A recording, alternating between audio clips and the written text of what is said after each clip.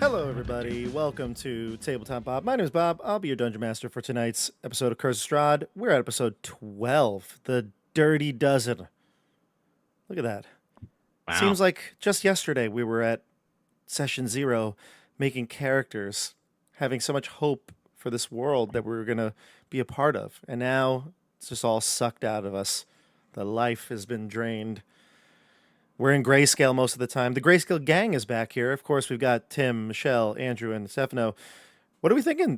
I'm really liking the suggestion from the chat, Grayscale Gang, as of a week ago.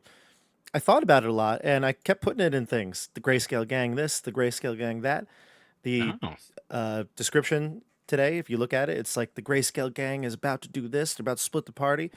So, yeah, naturally we'll probably change it. All right. Apparently, it's also a deadly disease from Game of Thrones. Yeah, it is. Yeah, no, I remember that now. Mormont had it. Yeah, not Jorah. Was it Jorah? Jorah Yeah, Mormont. Jorah, Yeah. and I think Tyrion got it too at the end of the books. So, considering how grim this whole campaign has been, I think that's pretty good. Perfect. All right. I'll take it. Yay. Thank you, chat, for naming us. We are now Grayscale the Gang it is. Grayscale Gang. Grayscale it is. So today we're going to be playing, let's see. So we got a big event going on here. You're splitting the party for the first time.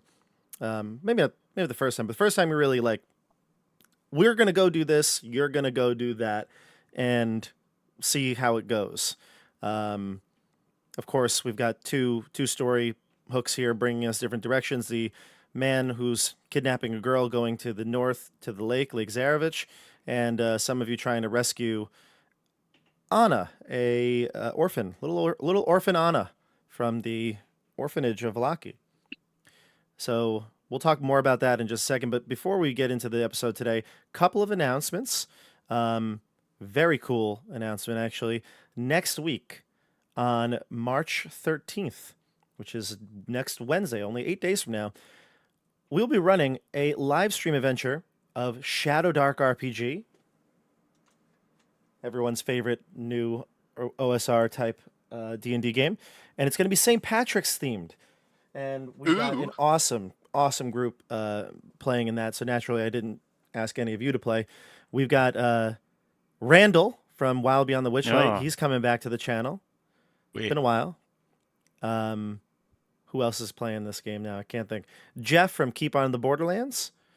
He'll be coming and playing some Shadow Dark. He loved when we did Wavestone Mana, so he's coming back on. And we've got Steph and Steve from Supernatural 20 coming back on. So it's going to be an awesome adventure. It is St. Patrick's themed. Wear your green, everybody. All right? When you're watching it at home, wear your green. Got that? Good. Got it. And I'm so excited. I gotta go shopping. You don't own any green? Come on. Of course I do. I'm on the green team. I was gonna say, that's not true. That's right. Actually, Stefano is on the green team for our field day at school. And it's been that way. One of the best things about our field day, and I know Tim and Michelle will concur, is that we take it very seriously at our school. It's like legitimate. Is this for the kids or the teachers? It's both, but mostly for the teachers. Yeah. I take it a little too seriously. No such thing. I take it actually so serious. It's kind of a little scary. But I have literally 3 onesie pajama sets in my closet for different orange characters. So that's right. You're on the orange team. Michelle, what team are you on? I was on Rainbow Team. Gotcha. Oh, The the now poor rainbow defunct team. rainbow team. Yeah, I they already got have rid a of it. rainbow team. That's not a color. That's a I mix know. of anymore. colors. They got rid of it actually. Now it's R.I.P. what is the color now? Neon, I think. Neon. That's neon. Well, that's not a color either. Oh, That's Which is lame. It's an basically element. green. You're right. What? A Anyway, green yellow. numbers in Wow. live chat are going down, so This is what they're here to see, Stefano. I do have 3 field day championship medals. I mean, I'm just not trying to brag, really. Just saying I love field day so much. We get robbed. Anyway, my question for us today is not about field day or not about St. Patrick's Day or anything like that. My question for all of us is about video games. Stefano, you got a PS5. I did. Yeah. And you brought back so many memories, actually. You're talking about PlayStation. PlayStation was one of my favorite video game consoles, like PS1 and 2. That's where I stopped playing video games, honestly, PS2. But what One were of some the of your best favorite... systems ever. It really was. And my question is, what were some of your favorites, your favorite games, everybody? Video games. I know it can vary from person to person, so many styles of game. And so what were your things? What were your go-to? Stefano, you want to start us off? Sure. I think I know the Almost- answer. Well, I don't know if you do. Almost. Well, yeah. Okay. So, Hold on. Don't say it. I'm going to write it down. yep. You hear how many strokes I'm taking to write, so you probably know. Okay, I'm ready. Okay. Well, I play a lot of video games, but right now, for the past couple of years, I've essentially just been playing Fire Emblem. Can you see it? It's like the marriage game, Newlyweds. Yeah. I knew it. And I not knew just it. like every Fire Emblem. There's one on the Switch. There's a couple on the 3DS. There's a few on the Game Boy Advance. There's a couple on the actually the ones on the Super Nintendo didn't even come out in English, so I had to like get a Japanese ROM and get a translation patch and play it that way. So I play a lot of Fire Emblem. How did I know? I'm so good at this. Well, most of my character names are based off of Fire Emblem. Canas is a dark mage from Fire Emblem 7. I didn't know that. I knew you did a lot of character names from it, but I didn't know Canas was. Yeah, Canas is too. That's awesome. So Fire Emblems was one of your go-tos, and you've been playing it a lot now. Yeah. I have like about 270 hours in the most recent one that came out for the Switch. Incredible. That's great. What about you, Andrew? What games do you play? Well, I kind of stopped at the N64, Nintendo 64. Okay. I used to love playing GoldenEye. Oh, I had a feeling you were going to say something like that. James Bond, 007 is Right. right up your alley. Yeah. I used to play a lot of Mario Kart, of course, as well. That was always a good N64? one. Yeah. So good. What a great game. Tim? Oh man, I was a classic mid-2000s kid. I grew up playing a lot of COD online. But as I've gotten older and more mature, I realized that COD is not where it's at. I'm now big on the single-player RPGs. So I'm like huge like BioShock fan. Like BioShock all the BioShock games are great. All the Fallout games are great. Once they fixed Cyberpunk and that was playable, also a great game. So if you're looking for good single-player games to sink hours and hours into on your own time, let me know. I'm happy to discuss that anytime. So for all the, I mean, obviously we all know what COD is, but for anybody who may be 30 years of older, what is COD? Oh, I was a Call of Duty kid. I Call of was Duty. the 15, 16-year-old that was in the lobby chat just saying awful things that'll end me up in bad places. I was that kid. And then I was like, you know what? I'm going to be a teacher. Can't be doing this anymore. Fair enough. And now I Fair just enough. yell at my TV independently. Is Call of Duty they still make those games, right? They pump them out. Yeah, they're terrible. They're terrible now. Oh, they're I was bad? so excited Okay. for Cold War. I love the Cold War as a history teacher, and I was so excited. That was the last Call of Duty game I bought, and it was so incredibly awful. I could not play it, and I swore it off forever. It was called Cold War? It was Call of Duty Cold War, and to me, that's the easiest sell in the world for me. And then I bought it, and I was like, this is such utter trash. I mean, the term Cold War Yeah. means that there's no fighting, though, right? Yeah, what do? You just kind of sit at home.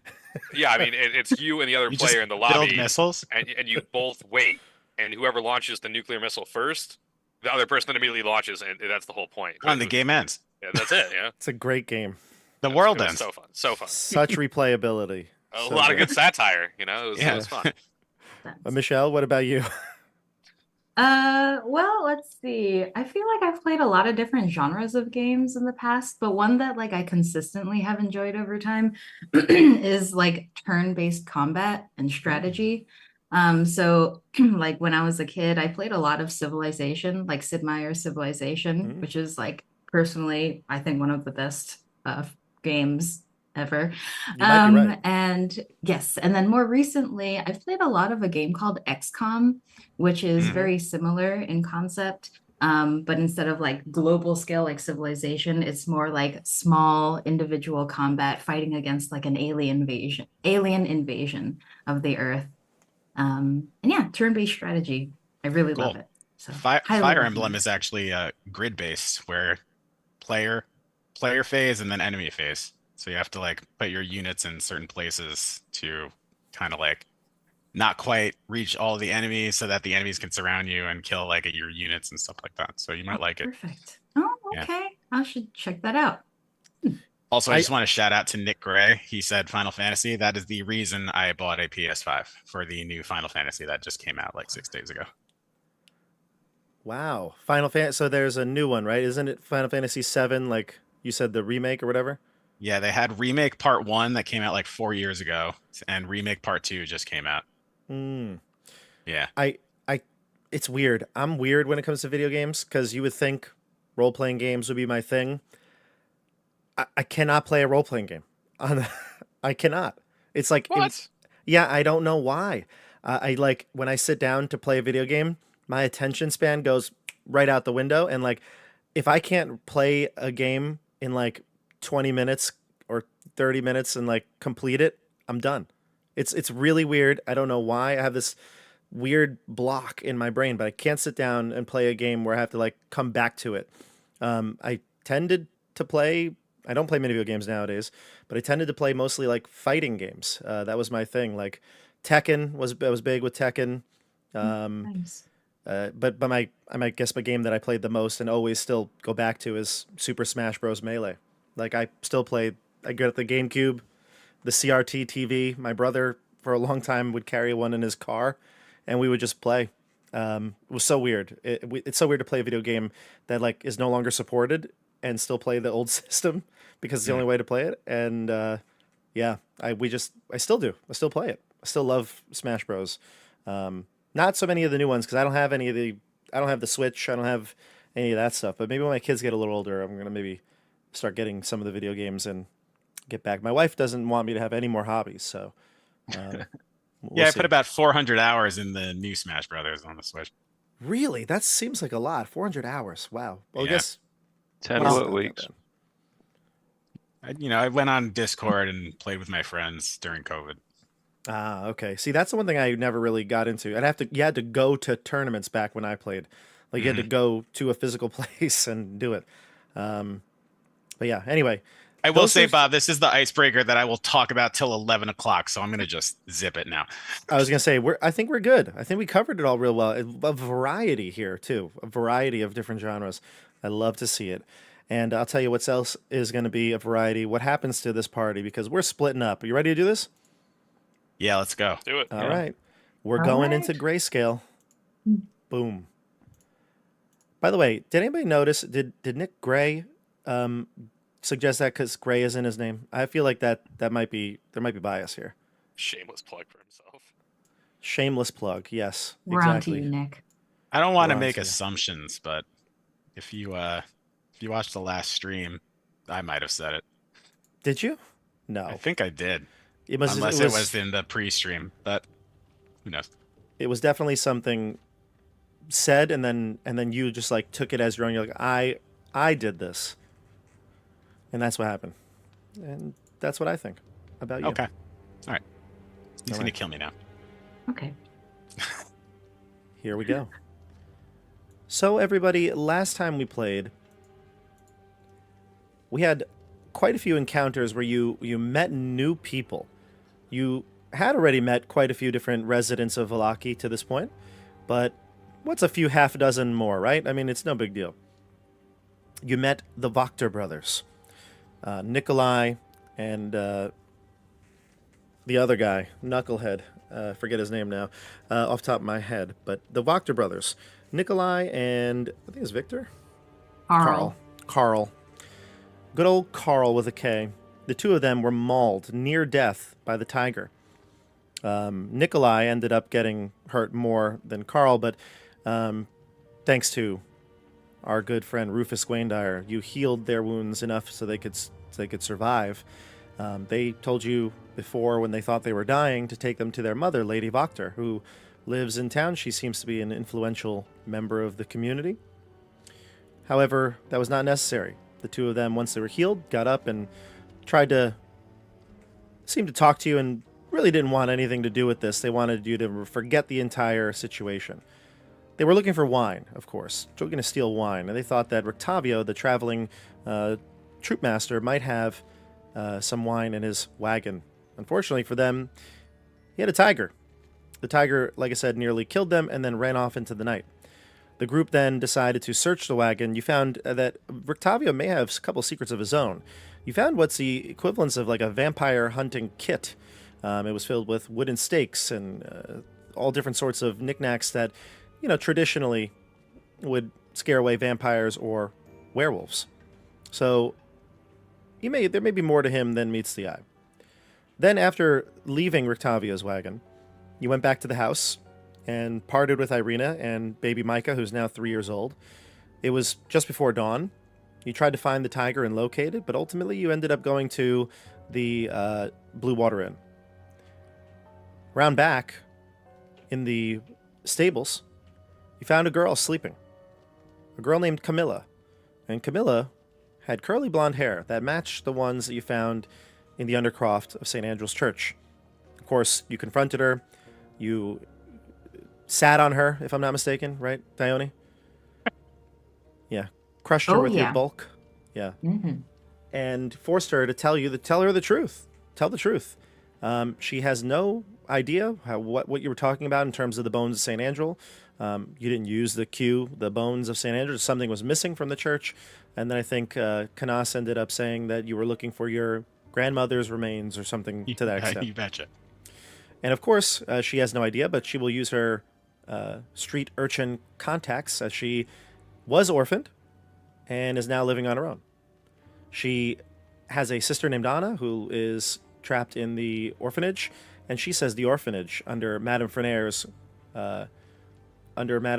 cold-hearted fist is ruled kind of like a prison. And ultimately, Anna and her got separated. They were trying to escape, and it's been years now since she's seen her. She would love to get her out, but unfortunately, being a lowly street urchin, nobody wants to help her. So she's been trying to just survive and one day get Anna back. As you were contemplating whether to go there or not, you ended up seeing your friend Yevgeny and Zolar, the two hunters.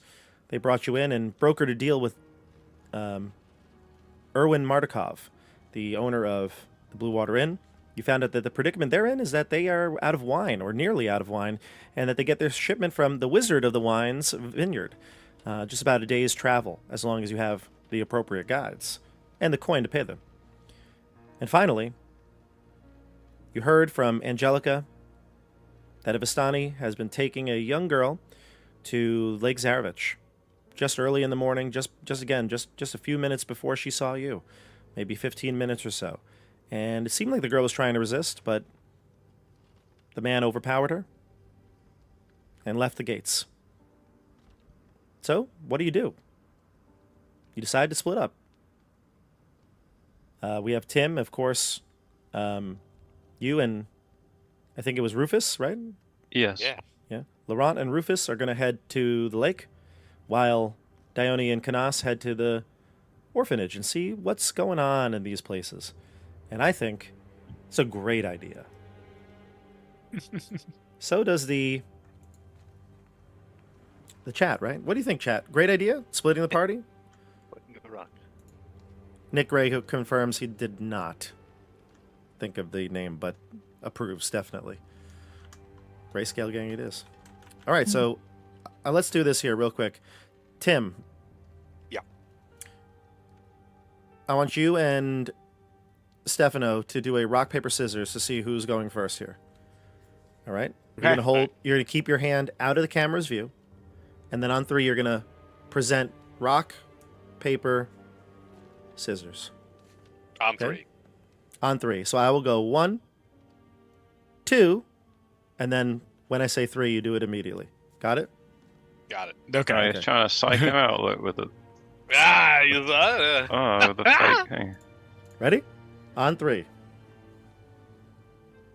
1, 3. Ooh, look at you. Ooh. So, Oh, Stefano, stuck I'll with let the you decide. scissors. Would you like to receive or would you like to defer? I'll defer. That's what any good team would do. Especially in the Super Bowl in the overtime. Good idea. All right, so we start our adventure with Laurent and Rufus. Laurent, Angelica is waving goodbye as you're headed north towards the Lake Zarovich. Again, the north gate. As you get to the gate, you can see the guards atop the rampart there. They are looking down at you, and the gate is closed, of course, but able to be opened. They call down, and you can see the 2 men up top, armed with their pole arms. They say, "Good morning. Heading out to the lake?" Yeah, that's the plan. And good morning. Have you by any chance seen we heard that like a Vistani, a large Vistani, was actually taking a young girl out this way. I wondered if you had seen anything. Oh, yes, we saw. Yeah. It didn't seem uncouth to you at all. You mean Bluto? I mean, what? Bluto. The man. Yes, that's exactly what I'm referring to. Bluto. Does he often go out this way? From time to time. I mean, he's harmless. You don't know Bluto? What of the girl he was taking? His... What was it? His niece or... I don't know. He goes to the other guard. He says, no. He was babysitting her for one of the other Vistani. Well, perhaps you could open the gate. We'd like to go out to the lake. Absolutely. Going to join them? Yes, we'll try and catch up. Whatever you Vistani do, I don't know exactly how you handle your business, but Bluto, you got to tell him to ease up on the alcohol from time to time. You got that? I'm not. Noted. Yeah, he's We're always... not Vistani, by the way. Yeah, he might as well be the town drunk at this point. Those rascally Vistani are always up to something, He looks confused and puzzled as because he assumes that you're talking about your own people. Which I'm not. They'll open the gate for you and they say, just as a reminder, gate closes just before dusk. Don't attempt to come in after dark. We will not open the gate for anyone. Noted. All will be well. Thank you. All will be well. All will be well. And they close the gate. All right, so the road north is actually pretty wide at this point, especially close to the town. It's well paved, or not paved, well made. It is easy to navigate, and it's not that far to the lake, so it shouldn't be more than about a 15 or 20-minute walk. Well, let us move quickly, Laurent. Yeah, no, just absolutely. Yeah, if you'd like to hustle it, you can make it there in half the time, maybe under 10 minutes. Definitely. Okay. Yeah, definitely. All right, so you start to head towards the lake. Once you arrive, you can see nestled within the misty forest is this large lake. It sits at the foot of a mountain. You can see the scenery would be beautiful were the sun out. But again, of course, the morning sun never rises. The water is perfectly still and dark, reflecting the black clouds overhead like a monstrous mirror. You arrive to the shoreline to see 3 small rowboats. It looks as though there's a spot on a little small dock for 4.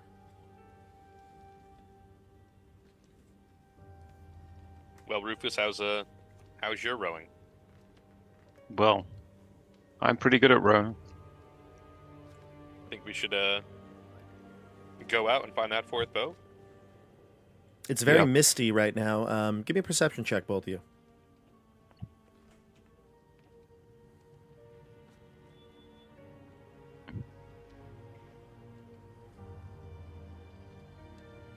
Ooh, 20. 18. Both of you can hear. You don't see another boat because, again, like I said, the early morning fog is still covering a lot of the lake. But somewhere, probably much further out, maybe like 400 feet out, you can hear this beneath the mist. You hear, "Here, fishy fish. Here, fishy fish. Come get your food." Well, that's just a fisherman. Maybe it's the fisherman we're looking for, though. Why would he have taken the girl fishing? I want to look around, see if there's any other paths. Give me a survival check.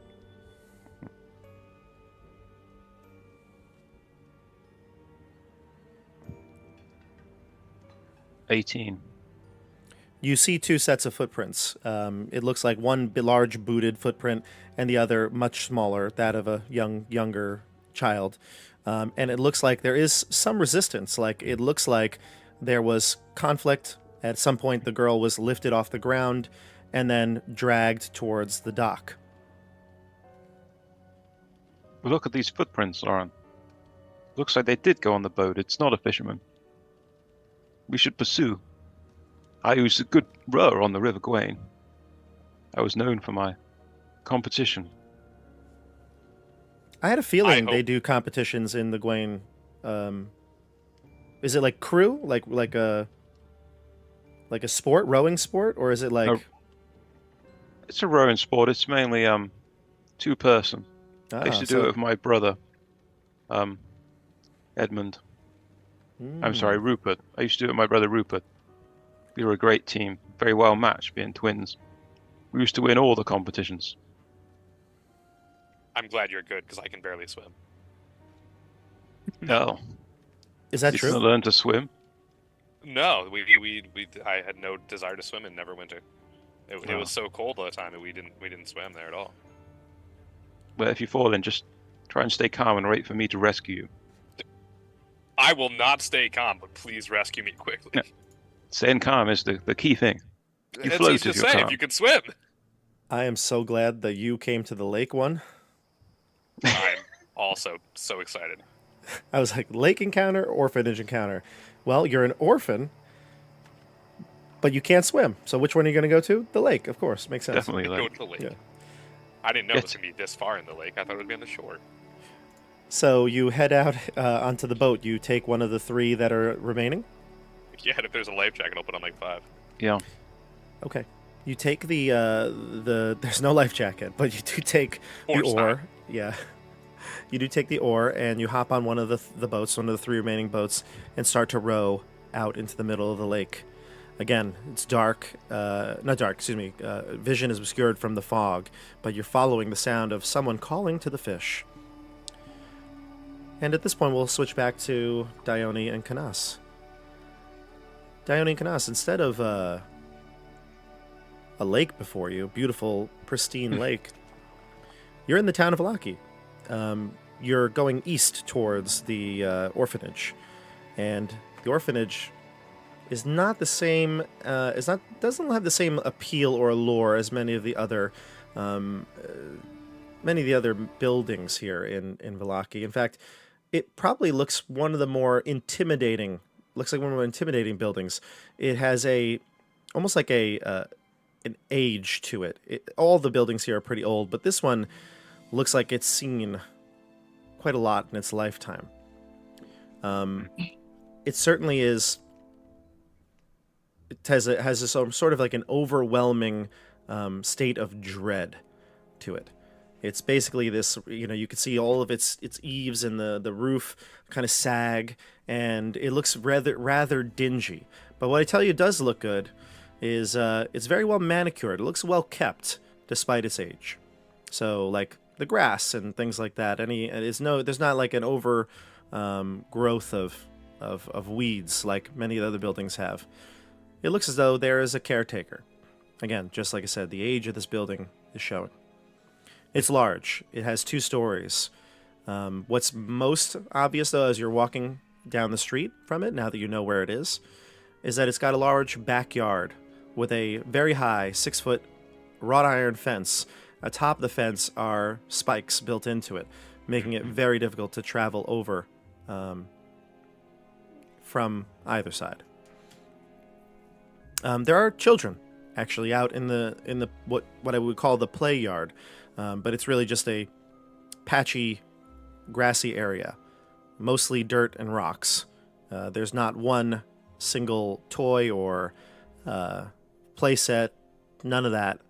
It's basically just an outdoor area, and the kids are just milling about, maybe about 12 of them, varying in age from as young as maybe 4 or 5 years old, all the way up to, someone who might be like 11, 12 years old. So there are like breaks in the fence. And obviously, you can't like slip through it, but we can see into Correct. the backyard. Yeah, exactly. It's a wrought iron fence, and you can see through it. Even the smallest of children could not slip through this fence. Do we see Got it. any adults supervising them? You do. You see there's a shed, actually, in the back here. And outside of the shed, kind of like towards the northern end of this play space, is a man. He's got a big, white, curly beard. He's wearing like a bowler hat, and he's got a shovel in his hand. It's like one of the shovels you would use for like not like digging necessarily like in dirt, but more like it's more flat, and you might be like scraping with the shovel. And it's clear that he's like there, and his job is not necessarily to watch the kids, but he's just kind of staring at all of them in the field with a shovel in tow.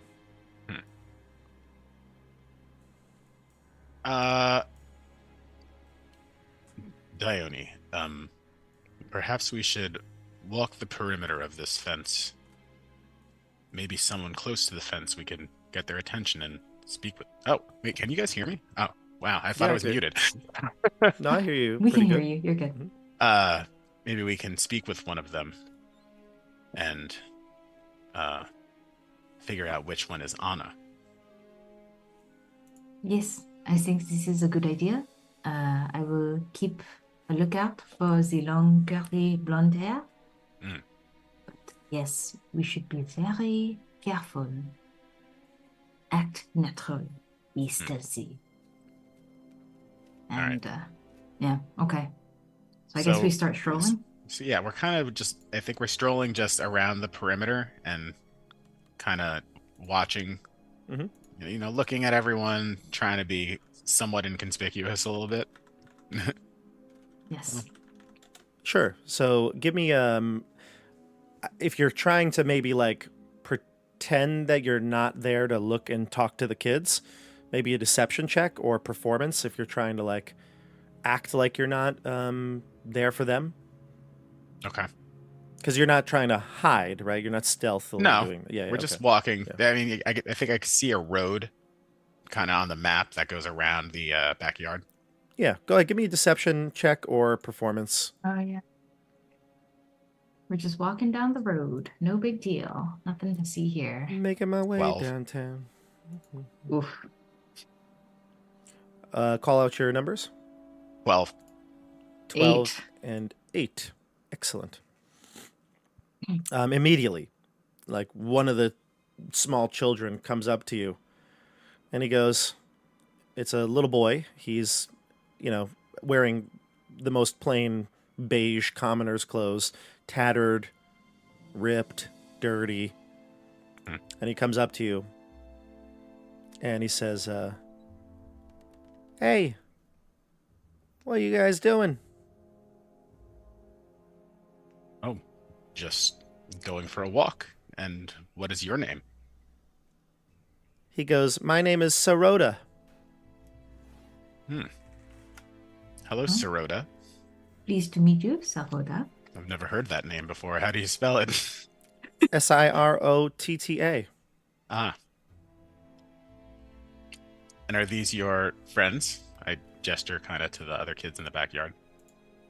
He goes, yeah, we're all friends here. And he looks back, and it's kind of like the little rascals, you know?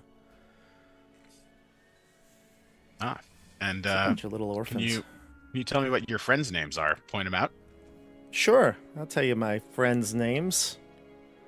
I just happen to have all their names right here. All 11 of them. You could just pretend that he points at a whole bunch of people, and then he's like, and that's Anna. I got it. Don't worry. Anna, banana. That'd be funny. No, he doesn't do that. He calls over a couple of the little kids, and the kids come over, and they're like, you know, like I said, varying in ages. Maybe these kids are like 7 or 8 years old. And he goes through the list of names. You got Quinn. You got Dutch. Alfalfa. Alfalfa. Oh, that's a nice one. Yeah, because this is Quinn, Dutch, and Alfalfa. There we go. Because what are you doing? Why are you looking around our play area? Just going for a stroll. He says, Nothing "Well, else. Nothing to see on the left." we're not really allowed to be talking to you." And he looks over and he sees the old man, and that old man is looking right at you, Canas, staring at you, giving you a death stare. I give a little wave. I give him a big grin and a thumbs up. He'll start to he like grabs his shovel and starts to walk towards this way. And the kid's like, "Uh-oh, we're in trouble now." What did you do? You're just having a conversation. Yeah, we're not allowed to talk to strangers. Come on, we gotta beat it. And all the kids start to disperse and run back to the play area. And the man kind of shoos them away as they run past him. And he'll saunter over to you two. Through the fence, you can see him now. He's not an intimidating figure. I mean, maybe to the kids he would be, but he's a relatively older gentleman, maybe around the late 60s. And he's, like I said, curly, white beard, Santa-esque, but certainly not bowl full of jelly belly. He doesn't have that. He looks a little more lean, more like the rest of the gaunt citizens of Vallaki. And he says to you,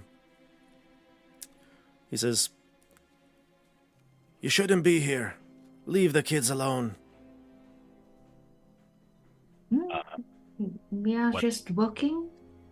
Sorry. Yeah, I was watching you walk. Looks like you're looking to take one of the children. That's not how it works around here. Is this not an orphanage? Is there no adoption policy? He looks at you kind of quizzically. "You two want to adopt a child?" Yes, we have been discussing a long time, and we think we are ready to take this next step. Oh, Dione, don't be silly. Dione's my number one, but we were looking for someone for me and my wife. Oh, thank God. Yes, exactly. Bless. And we just spoke with the Baroness or Burgermeisteress. What is Baroness, it? yeah. The Baroness Lydia Petronova. And she just had such wonderful things to say about this place, so we decided we wanted to see what it was all about. We'll go through the front door. You're going to talk to Madame Vermeer. She's the one you want to deal with, not the kids. All right. Well, what is your name, good sir? Radomir. Radomir. Strong name. He says, the groundskeeper here. but I keep an eye on these kids. Ah. And what does Madame Fromere do? She runs the orphanage. Like I said, talk to her. And he picks up a shovel and starts to head back towards the shed. All right. Okay, thank you for your time. Have a nice day. Do you want to head into the orphanage through the front? I think so. Okay. As we continue walking, I'm just looking for any sort of nicks or breaks in the fence. I'm assuming there are none. None. Probably the only structure that does seem like it's been kept very well is the wrought iron fence. Mm-hmm. So you go around the main part of the building and enter through the front door. When you do, you are greeted by what looks like a young, spirited woman. She gets up right away from a desk. She's got like loose papers and stuff like that. It looks like she was scribbling down some notes. And she says, "Oh, welcome. Welcome to Valaki Orphanage. My name is Yulia." Her dark eyes kind of look rather tired, like she's been working a lot. Maybe she's overworked. She's got loose, like brown chestnut-colored hair, just about shoulder length. And despite her youth, she does wear simple robes that are stained from, looks like, the upkeep. Maybe she helps with cooking and things like that. There's just all variety of things, working with kids smeared on her, on the robes that she wears.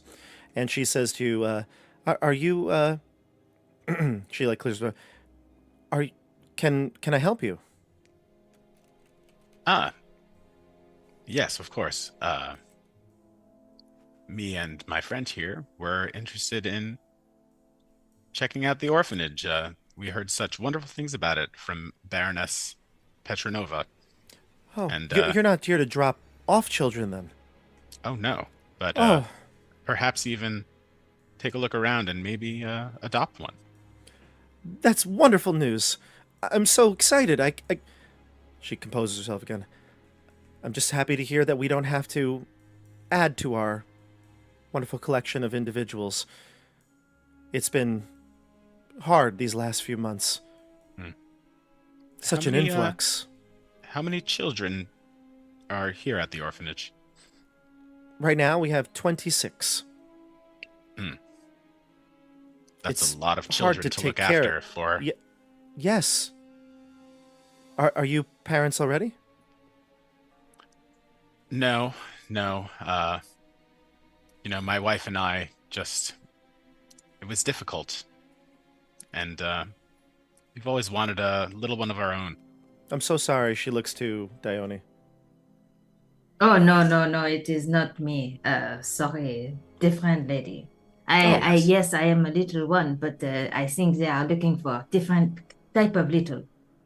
This one is my squire. Ah, I see. Sure.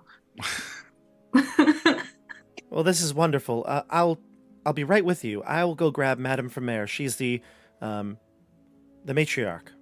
Ah, and Yulia, was it? What do you do here? I take care of the children. Oh.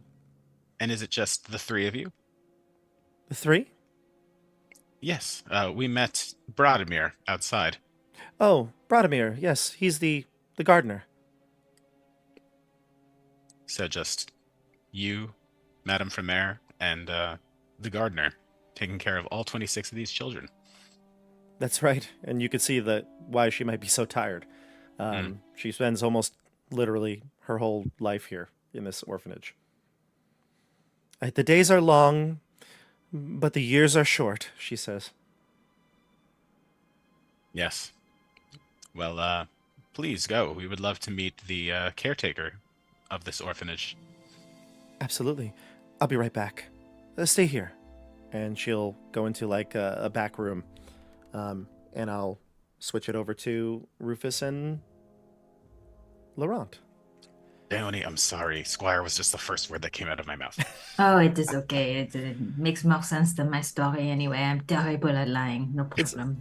You called her your number one before, so I don't know what that even means. So My number one squire. My number one squire. It That's is an Squire, honor. I know. So, let's go to the boat.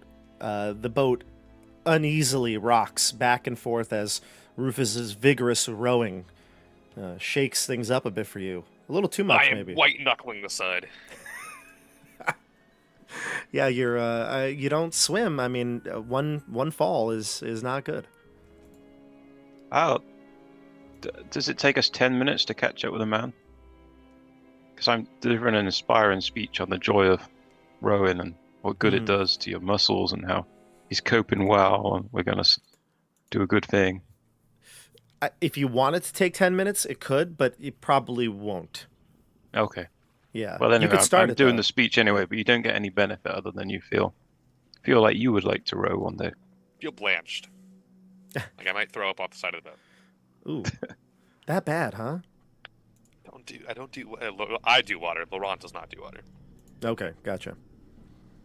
After a few minutes of rowing and a rousing speech, you can finally feel like you get a sense of where the voice is coming from. And it's a lot of like weird phrases like "little fish, come here, little fish," just of this man talking to the creatures of the lake. And finally, sifting through, your boat comes real awfully close to another. You almost hit into it, in fact. But you steady the ship, and you saddle up to it, and now again, you're close enough through the mist that you can see a small rowboat, same size as yours. And you can see this man. He has what appears to be a fishing pole in his hand, but he also has a burlap sack. And just as you come into sight of this, he goes, "You're going to love this bait, fishies." And he throws the sack that's wriggling into the water. What do you do? I'll jump out of the boat and get the sack, swim to it. Okay, so you just jump right in, you dive right into the water. Yeah. The say, splash. Yeah, go ahead. Speak. Child. Boat shaking. I'm panicking.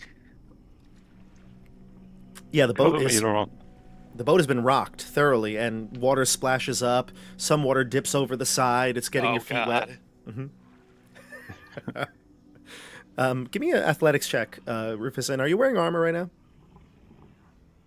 Oh, well, I guess I would have my hide armor on, which wouldn't be metal, but it would get wet.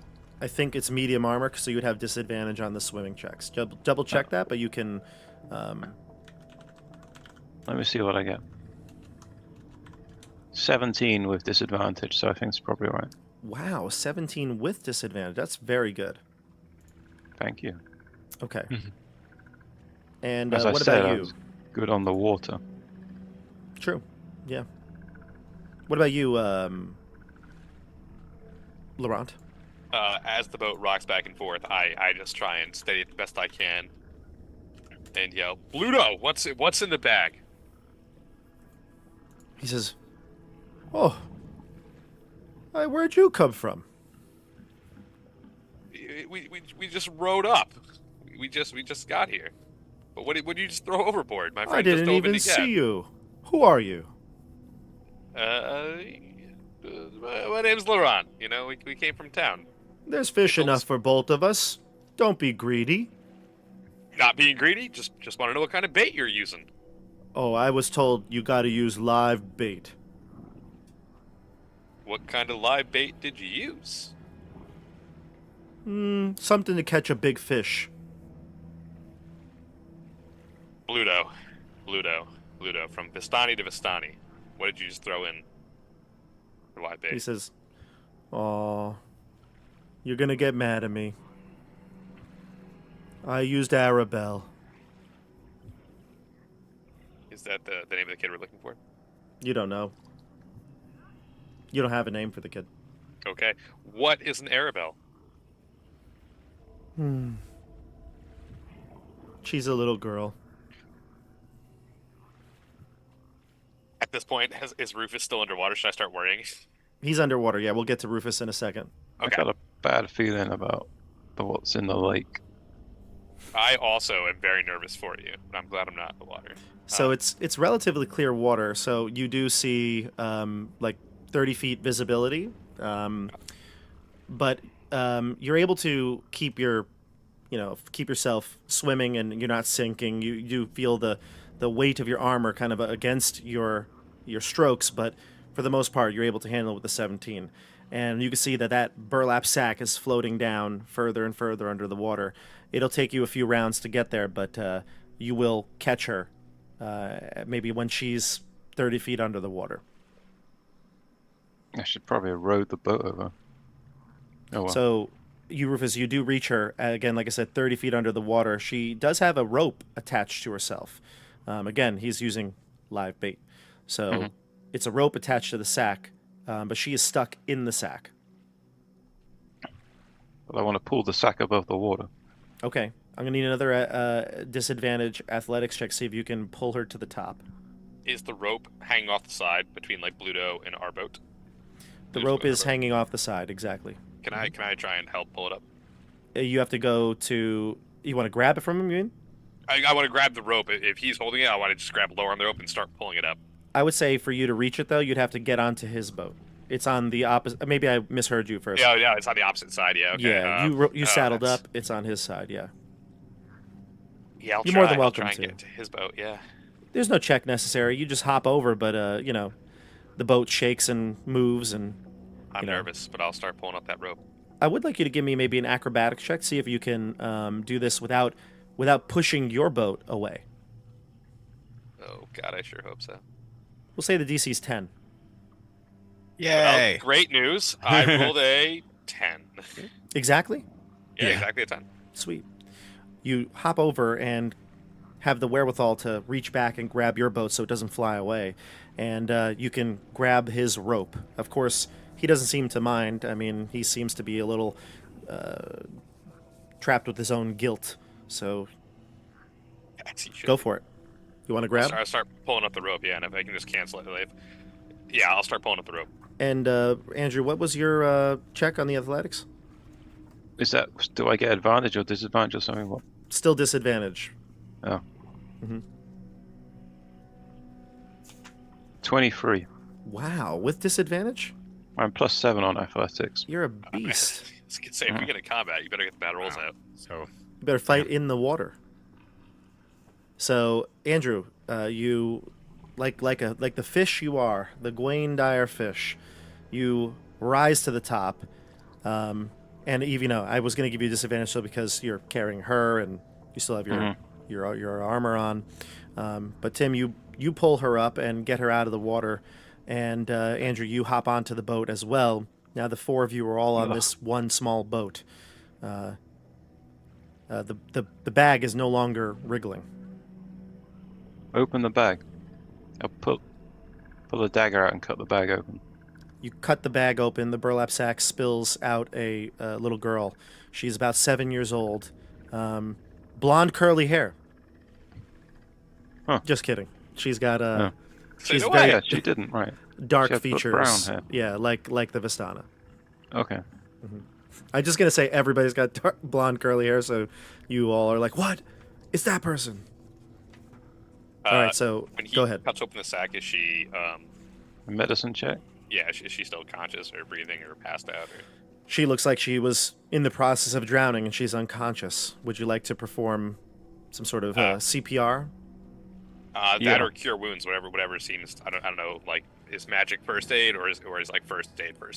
Give me first aid. Give me a medicine check. If you'd like to help or aid, you can do that, Andrew. What's your medicine, Lauren? +3. +3. Yeah, are you better? No, I'm +0. You better. Oh God, all right. Lauren, you're doing it. skilled in this.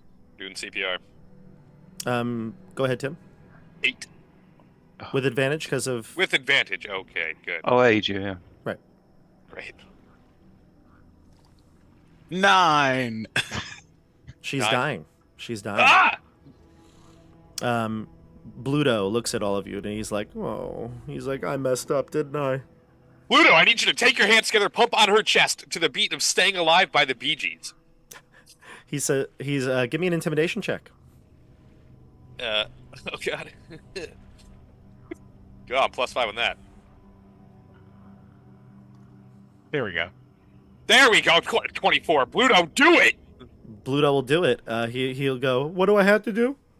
You hands together, use the heel of your palm. There's a whole New York State Hospital playlist for it. You're looking for 100 to 120 beats per minute, and you're going to pump on her chest, right on her sternum, dude. Right on her sternum, okay? Elbows Okay. locked, bend at the hips.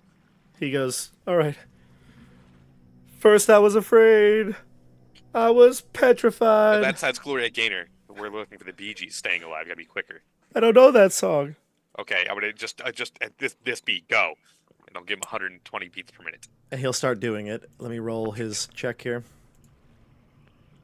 This is a plug for New York State Hospital's CPR playlist. No, this kid. But he gets advantage because this is Oh, counting right, this as right. assistance. Yeah. So with a 17, Bluto is going to... God. With a 17, Bluto is going to push on her chest, and you'll see classic, CPR style in movies, just water like spewing out of her mouth, and she coughs and wakes up, gasps for air. I'll pat her on the back. Bluto. Do you see what you did to this poor kid? I'm sorry. Arabelle, what happened?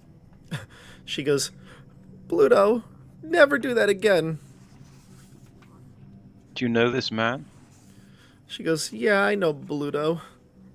He's my dad's friend. Where do you live? Are you Vistani?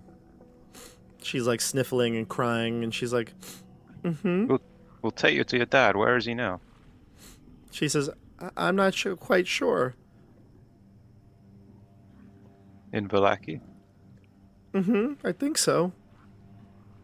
We brought you back to the Lackey. Could you take us to where you've been staying?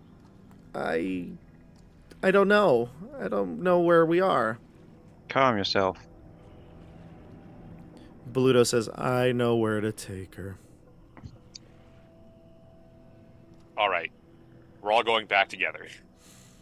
All right. So you get your things together. Bluto reels up his fishing line. Unfortunately, he didn't catch a fish. You row back. Rufus, We'll you're take the other soaking boat back wet. as well. Yeah, you can tow it back, or Yep. one of you can row it back. And you're soaking wet, obviously, drenched head to toe. So is Arabelle. And you're coming across the lake towards the dock. And you see there's a man waiting there on the dock. He looks like a sort of a survivalist. He looks like he is one with the forest. He's wearing mostly dark green clothing, a hood, cloak. And he'll wave to you as you're pulling in with your boat. He's not. We don't recognize him. No, you see he's rather tall, maybe like 6 foot, 6'4", 6'5", something around that region. He's big, tall. He's pretty tall, rather That's imposing. cool. He's not wearing any shoes, which is odd when you finally pull up to the dock. Druid. And you notice that most of his clothes are ripped and tattered. Were tiger. And then he smiles at you all. And you can see he's got rather long canine fangs. Hmm. And he says, good evening. Or good morning. I shouldn't say evening. What are you Hail. doing out on the lake so early? Oh, the four of us were just out for a family fishing trip. Unfortunately, nothing was biting this morning. I can see that. And he sniffs the air. He says, but I still feel like someone's going to get a bite to eat today. Well, we're hoping to find some food inside, because, as I mentioned, not many fish out there. What is He looks- your name? He looks around and he says, inside. You're far away from Vallaki. I want to do divine sense. Sure. I'll do the little hand gesture this time, but I won't say anything. I believe Green that lets Lord. you know undead, fey, fiend, Celestial Fiend Undead. celestial, fiend, and undead. That's it? Mm-hmm. Not fey? Okay. No. He does not show any of those. He says, don't worry about my name. He says, it won't be necessary to know my name. Well, I insist. I am Rufus Gwaindire. Gwaindire. Are you all still in the boat? I'm getting... Tying it up to the dock and getting Yeah, it. I'll get out and square up to him. And he says, well, Rufus of Gwaindire, it's a shame that you have to die on this day. I doubt I will be dying to a shoeless man. Well, what's going to happen is he's going to say, oh, I don't need shoes. And he's going to start to transform. He's going to transform into a werewolf right in front of your eyes. Ah, it's God. not a were-tiger at all. We're going to go back to you in a minute. We're going to come back to the orphanage. Let's go What to have we done? Canas. Werewolves And- aren't undead? They're not undead. Oh, damn. No. They're just humanoids. They're shape changers. You're thinking vampire. While we were waiting for Madame Fromere to show up, Sure. Actually, well, before you do any of that, I'm going to put us to a new map. oh, Is that all right? okay. Okay. The Do you see the map? orphanage And I'm going to map. switch it over for our Roll20 people. Nice. Do you see your characters here? Yep. Okay, great. I'm going to switch it over to our Roll20 for people to see, and I'll put you in the orphanage. This is the guy at the door there, and it'll make more sense when you see this, everybody. But at the door, we've got our friend Brodimir. Mm-hmm. All right, let me switch it over for our Roll20 view now. Here we go. So this was Brodimir, who you saw. He's not actually there. I'm going to remove him, but just wanted to show you what he might look like. Again, having this gray beard, older gentleman. All right, Whoa, he's so there's huge. There's Brodimir. Oh, He's larger than life. beast. He's larger than life. What a All guy. right, so there goes Brodimir. Anyway, Andrew and Tim, I know your characters aren't here, but I still want you to see what they're seeing. So you can move your tokens to the side, maybe, and just keep them in the rooms so that you can be a part of the view. Sounds good? Yep. All right, move your tokens somewhere that you would like them to be situated. So this was our caretaker. She's going to be out of the room as well because she went to go get Madame Fromere. Okay. So what do you want to do in this room? As you can see, this room is well lit. Not only does light come in from the windows behind you, but you can see that there's a roaring fireplace that heats this room to the north side. There are some bookshelves. There's a bench that you could sit on, and there's a stairwell that leads up to the east. It leads up to the second floor. There's a door to the right on the eastern side here, and there's a door to the west. I see it looks like there's some papers on the table where Yulia was just now.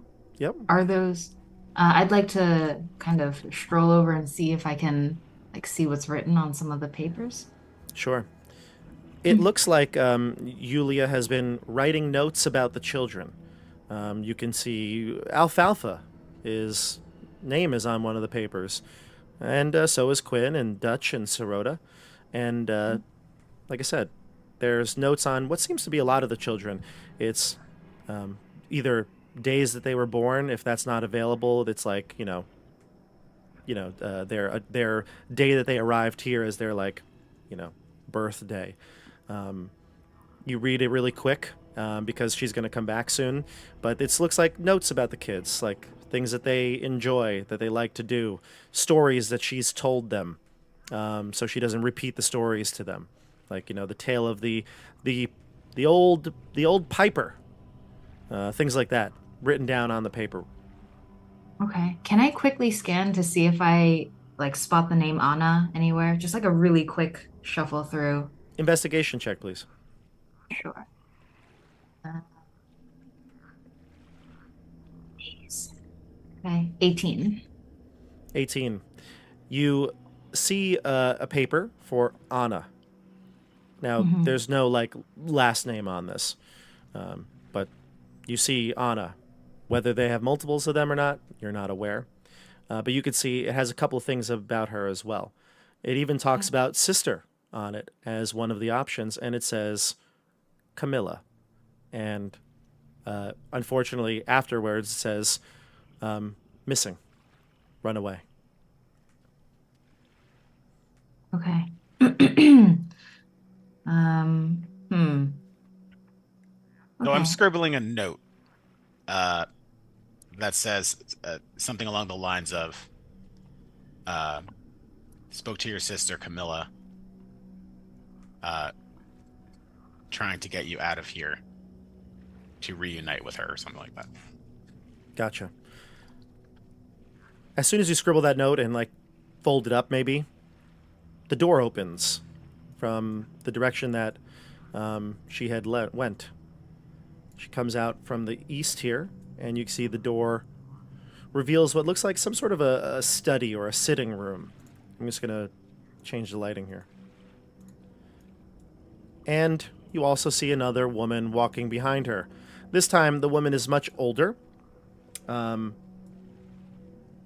move you to the side here.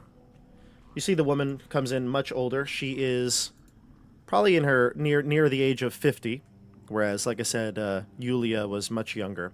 And this must be Madame Vermeer. You can see she has gray, tidy hair, all kind of tied up into a bun.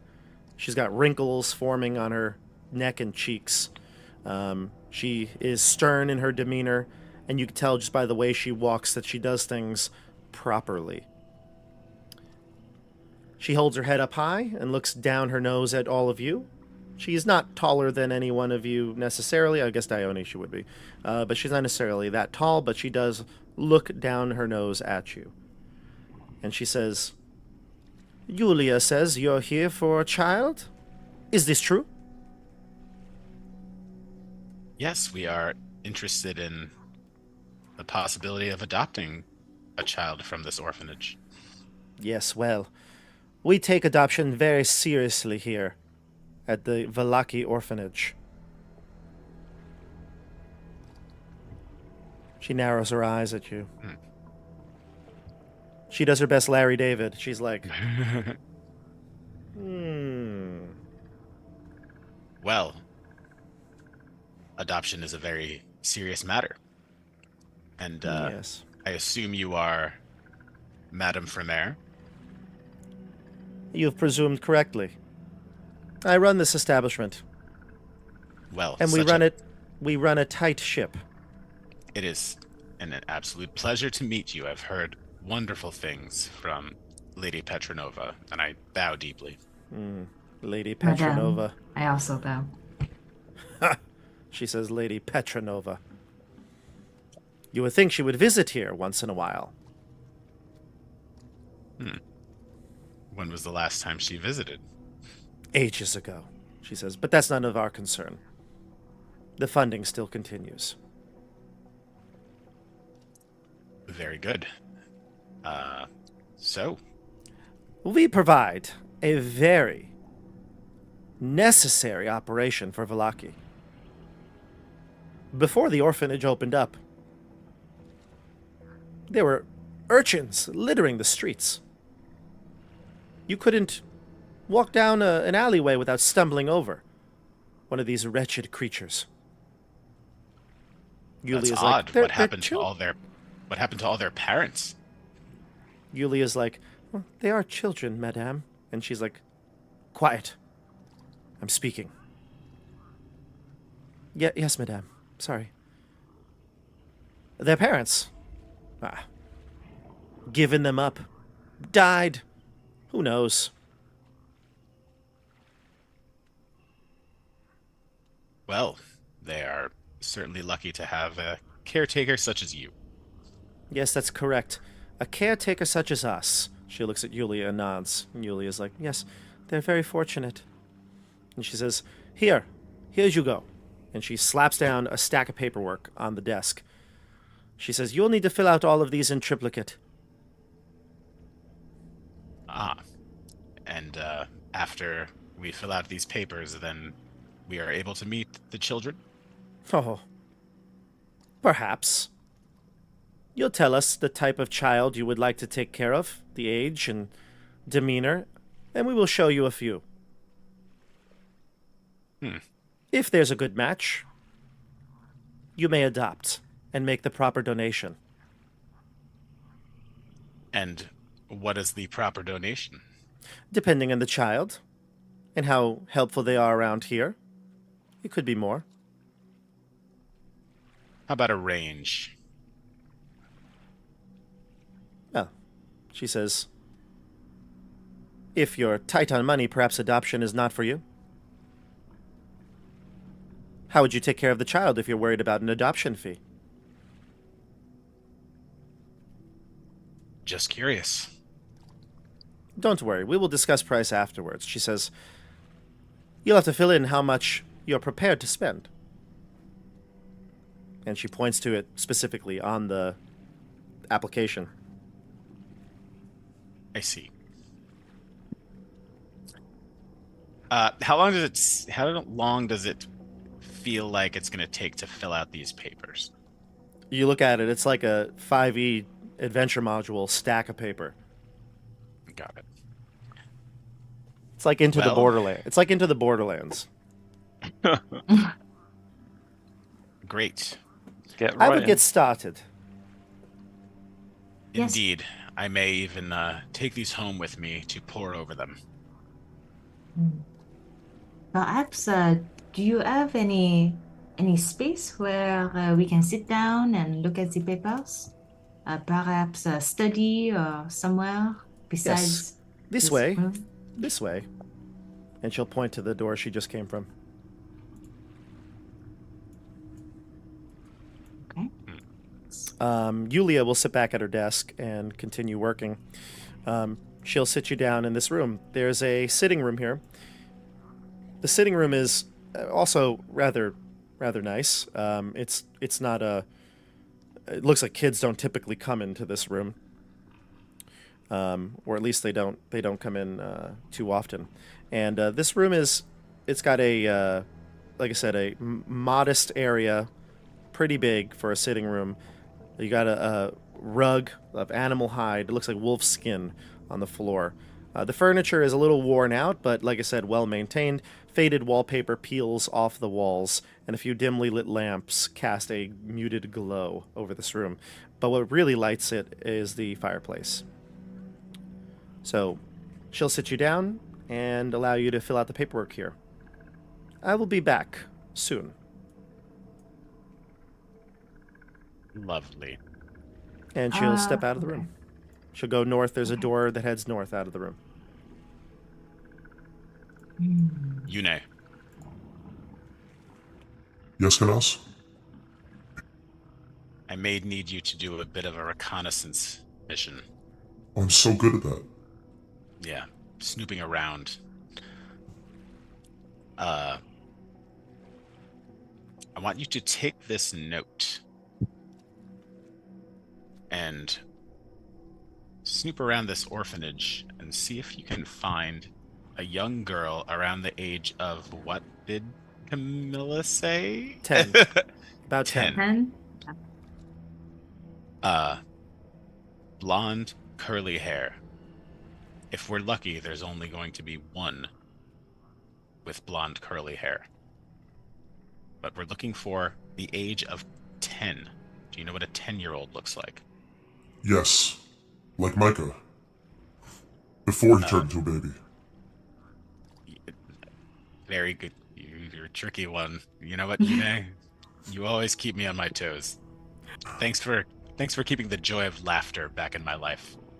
Absolutely, Canas. Anything I can do to help. All right, but be careful. Don't knock anything over. Careful's my middle name, as she knocks. As she knocks over one of the statues on the coffee table. Yune. It's like a nun with a ruler. Yune, thank you for keeping the joy of laughter in my life with that funny joke. She says, why would they have a statue with a nun and a ruler? Well, when I tell you about my schooling days, it'll make sense. All right, Canas. I'll take this note. Good luck. Thank you. And she'll go invisible again, and you'll hear the flutter of her wings as she flies out the door. Okay. All right. You're going to fill out the paperwork here, or are you going to do anything else? I don't know. Yeah. I guess like we can start filling out the paperwork, but I also want to kind of keep an ear out, whatever the hearing equivalent of keeping your eyes peeled. Whatever that would be. Words. Yeah, I want to do that. See if I can like overhear kids' voices. And if I do, like, kind of what direction are they coming from? Where are the kids? After a few minutes, Michelle, the two of you are filling out the paperwork. You'll hear kids actually, so you were kind of listening for them. The door to the north, which is closed, you can now hear dozens of kids like voices. They're loud and rowdy on the other side. I think the kids. I think they are right here. Should we check it out? I think so. Any contact from Yune? As far as I know, Yune is not back yet. Nope. And I'll try to contact Yune telepathically within 100 feet, I think it is. You're too far away. That's fine.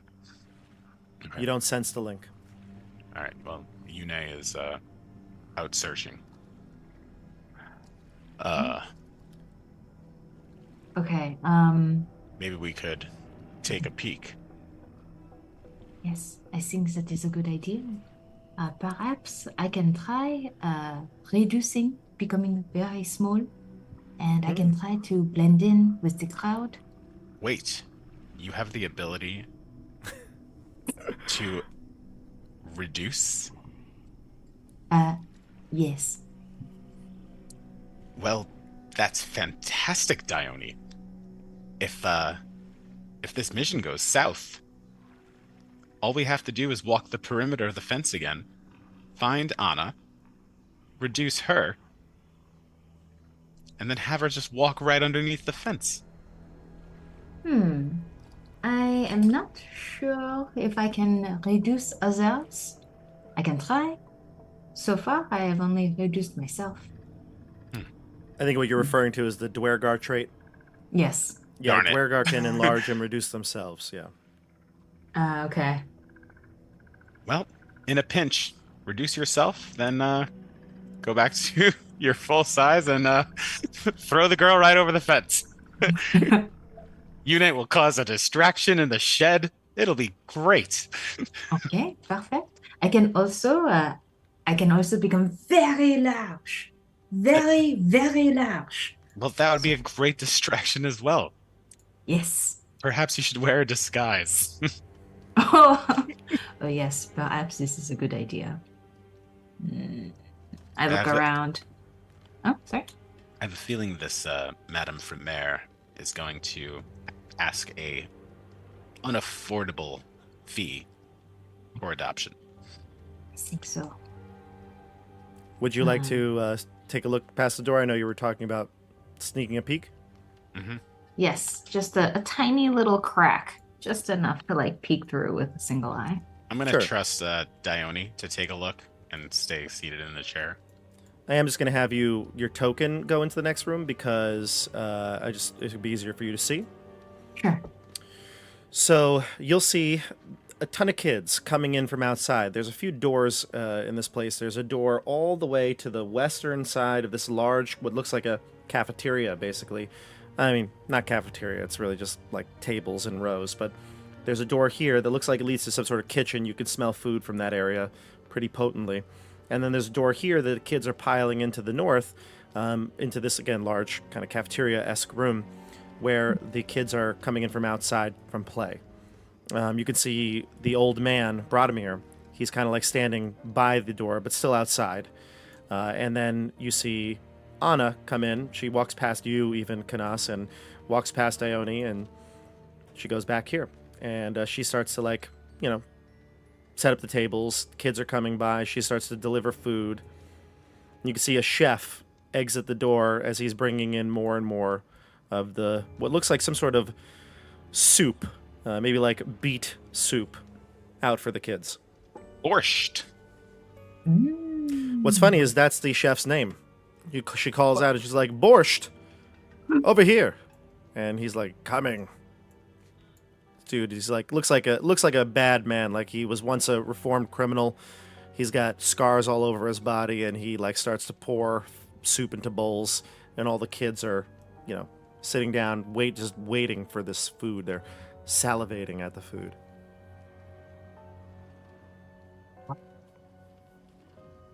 Okay, so I see that, and I quietly step back, and I quietly, like, turning the door handle, I pull it shut behind me, and then I gently release so that I'm not making any noises of, like, doors latching or clicking. I say, Canas, it is the canteen. The children are eating, but all the adults are there too. So, yes. Oh. I think it is not safe right now, but that is the way towards where the children are. Did you see the girl? Oh, shoot. I will, I'll turn around, open the door again. Every see the girl? child is Okay. dark-haired or brown-haired. Not one blonde in the place. Actually, though, I just realized I just used I love Printable Heroes, so I picked, like, you know, female human, and Yulia. She's definitely not blonde, even though the token is blonde. She's not blonde. She's not blonde. I don't know why I didn't put two and two together, but she should have brown, like I said, auburn, chestnut hair, something like that. I'll get a better one for her. No problem. Okay. So after seeing only dark hair, I'll turn around and then once again, very carefully and quietly close the door silently. Turn around. Not a single blonde-haired child. Not even one. Where could she be? I try again for Eunuch. Nothing. No, at least not yet. You don't sense the connection. It has only been a few minutes, so Of it's course, possible. yeah. You know, she will be back eventually. All right, so Well- at this point, though, you look and you scan the room and you don't see anything. Unless you have anything else right now you'd like to do before we break, we'll go to Andrew and Tim. Go for it. Okay, great. I'm going to put... Here we go. This is a little... this is a little... Maybe not the best here, but I got a female token from Printable Heroes. Here we go. There's Yulia, the druid. Now, who's not a druid is our good friend at the docks, Andrew. Also, not a were-tiger. Right, not a were-tiger, a werewolf. He transforms into werewolf into a werewolf right before your eyes, going from human to wolf form. We're going to go into combat here, so roll initiative. Did you change it on the roll 20? I did not, and in fact, I should probably... But just okay, it's just two of you, so you could roll. All right. Hot rolls. Let's go. Let me 21. switch this over. 21? 22 for me. All right, I'm just going to switch us to our Vallaki town map for this, so that we have A little theater of the mind. a Theater of the Mind, yeah. Nice. And we got to change this music. Got to do something about this music here. Okay. Come on. All right, so you saddled up next to the dock. As you tied it and you were talking, you maybe got your bearings. Bluto and Arabella are in the boat still. The two of you are on the dock. The dock is no more than, 15 feet long. He's standing at the on the ground, right at the edge of the dock, right before it would begin, and you're at the end of the dock, where the last boat would be tied up. So you're only about 15 feet away from each other. What'd you get, Andrew? 21. 21. And what about you, Tim? 22. Oh, wow. Nasty. Yeah. Look at you. Both of you. Yeah, great High rolls. rolls here. Okay, so 22 for Tim. And Andrew, 21. You're certainly going to be going first, Tim. What do you do? First thing I'm going to do is use my bonus action to hex it. Okay, Hex. And remember, there's one thing this doesn't affect, right? It doesn't affect saving throws? Yeah, I'm rereading it right now to make sure. You place Okay. a hex on a creature, curse on a creature you can see within range until spell ends, you an extra 1d6 necrotic. Also choose one ability when you cast a spell. The target has disadvantage on ability checks made with the chosen ability. Okay, great. Do I make a saving throw against this or no? No, it simply exists. It sounds like Okay. it's concentration based, but up to an hour. Okay. Perfect. So you've hexed this creature and you've chosen what ability? I'm going to choose Wisdom, please. Wisdom. Again, ability checks, not abilities saving throws. Yeah, that's on ability checks. Yeah. Okay, great. So the creature is, like I said, ready to go, but unfortunately you going before it, so you hex it, and Let me add bonus action for an action. Can I do a question for you? Does this count as magic if I do from a Tales from Beyond, like one of my features? if it's an action, you can do it. Okay, I'm gonna do If that. it's not a spell, you can't cast a spell, but you could do another action. Okay, so I'm gonna roll on the table to see what happens here. It's Okay. a D12, I believe. Yep. Tales from Beyond. It's a 4. Tale of the Runaway. And so I can tell you exactly what it does because I've got cool flavor text. Let's see, 4. Malevolent. I draw the Dark Lord from my Taroka deck. A malevolent Sweet. fork seeks to manipulate events, testing the boundaries of fate. A target immediately uses a reaction to teleport up to. So on my next bonus action, I can use it on it to teleport somebody. Sweet. So you hold this card in your hand, you hear the energy like brimming, and yeah, you can teleport a number of creatures. Yeah, Perfect. that'd be great. Okay, and that's it for me. That's my bonus action in action. And then I will kind of just, if I'm not like directly within it, I want to kind of move to a flanking position with Rufus around this werewolf. So Rufus hasn't gone yet, so you're still 15 feet away from it. If you'd like to move like 25 feet and kind of go around it, you Yeah, I could. want to kind of start to like Yeah. arc around it if I can. Yeah, so you run past it and you get the drop on him. He gets into a defensive position and you encircle him and he's snarling at you in his wolf form. Perfect. Okay, we go to Andrew. So I have a question. I would have got out of the boat. Mhm. I would be holding my shield because I had to get it out of the boat. But would I count as being equipped with my shield? Would you have had your shield out? Well, I don't know. I don't think didn't you had it specify out because you were swimming and you would have had it just like on your back probably or wherever you'd stow it. Yeah. So it's an action if I want to equip it. Yeah, like we were looking at the rules of this, right? Like you can draw a weapon for free, but a shield is like armor. It takes an action to don it. Yeah, so I'll don my shield and also cast Shield of Faith as a bonus action. Okay. And that makes your AC what now? 20? No, 18. 18? Yeah, okay. Okay, and you're going to stay where you're at? You're staying at the kind of towards the boat, or are you going to approach the creature? So, where is the creature? It's like the other end of the dock, right? You're at the end of the dock, and he's at the beginning of the dock. It's about 15 feet. Okay, I just moved 5 feet forward so I'm not standing right at the end of the dock, Sure, sounds good. so I can't be pushed in. He'll go next. He'll turn to face his attacker, which is, at this point, Tim.